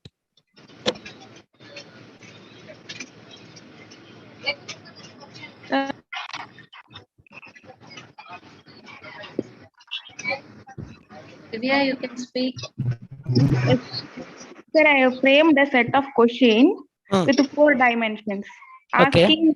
asking the problems faced by the students while accessing online classes. Okay. What type of test can we apply, sir? Can we No, apply one sample t-test by measuring mean standard deviation or no, factor it analysis? purely depends upon, no, factor analysis is not required because you are applying only 5 questions in each dimension. Okay, and you can calculate the score. And what are the demographic variables you have taken for the study? Sir, gender, age, education, like that, sir. Okay, the preliminary comparison using gender, using different categories of age across these dimensions can be carried out with a t-test. If there are 2 groups in your gender, like excluding transgender, then you can do a t-test. If age group is more than 2 groups, then you can use the comparison using ANOVA across the 4 dimensions. Clear? Yes, sir. Okay. Yes, sir. Okay. There is another one question in the chat box, sir, by Nesamani. Which if you one? want to know Nesamani, if you want to know the relationship between 2 or more variables. I answered, madam. I answered that question. I answered it. Okay, sir. Shall we conclude this session? Okay. And first of all, thanks to each and every audience for patience listening. to the topic. Okay, hope I tried to make you focused to listen to the discussion. Thank you so much, and Please, sir. thanks to the organizers also for giving an opportunity to interact virtually with all the participants. Thank you. Sir, Someone sir, is I have, trying. sir, one question, sir. Yeah. I have three group, Okay. experimental group 1 and 2, then third group, control group. I have to collect the data from a hygienic personality questionnaire. Okay. It have 4 dimensions. What type of statistics I have to use? If you want to compare three groups, you calculate sir. scores from each dimension. Yes, sir. Under each what do you say, experimental group. It has 57 questionnaire from different dimensions of hygienic personality questionnaire. No, in total 4 dimensions put together 57 questions. Yes, sir. Yes, sir. Okay. So for each dimension, you calculate the score and compare that score across the 3 groups. Use ANOVA. If it is normal, use one-way ANOVA. If it is non-normal data, then use Kruskal-Wallis test. Okay. You got it, sir?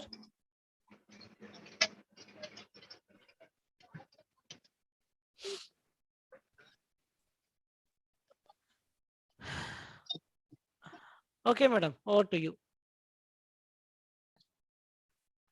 Thank you very much, sir, for today's session on the topic role of means in hypothesis testing. Sir, you also explained us about explorative data analysis, discuss scatter plots, hypothesis testing, p-values, classification problems, ANOVA, multiple comparison tests, pairwise comparison test, normality, etc.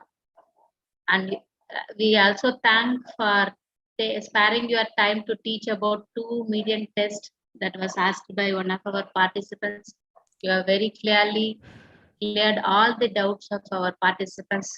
Thank you very much, sir. We'll be again meeting on 28th, I hope, sir, for the same session. The role of means will be continued on 28th, I think. No, I'll take the R programming on 28th, madam. Okay, sir. Yeah. Okay, sir. Okay, madam. Right. Okay, thank you so much, sir. On behalf of the IQAC of Annamalai University, I thank you very much, sir, for coming to the session. Thank you. Thank you so much. Can I leave now? Yes, sir. Yeah.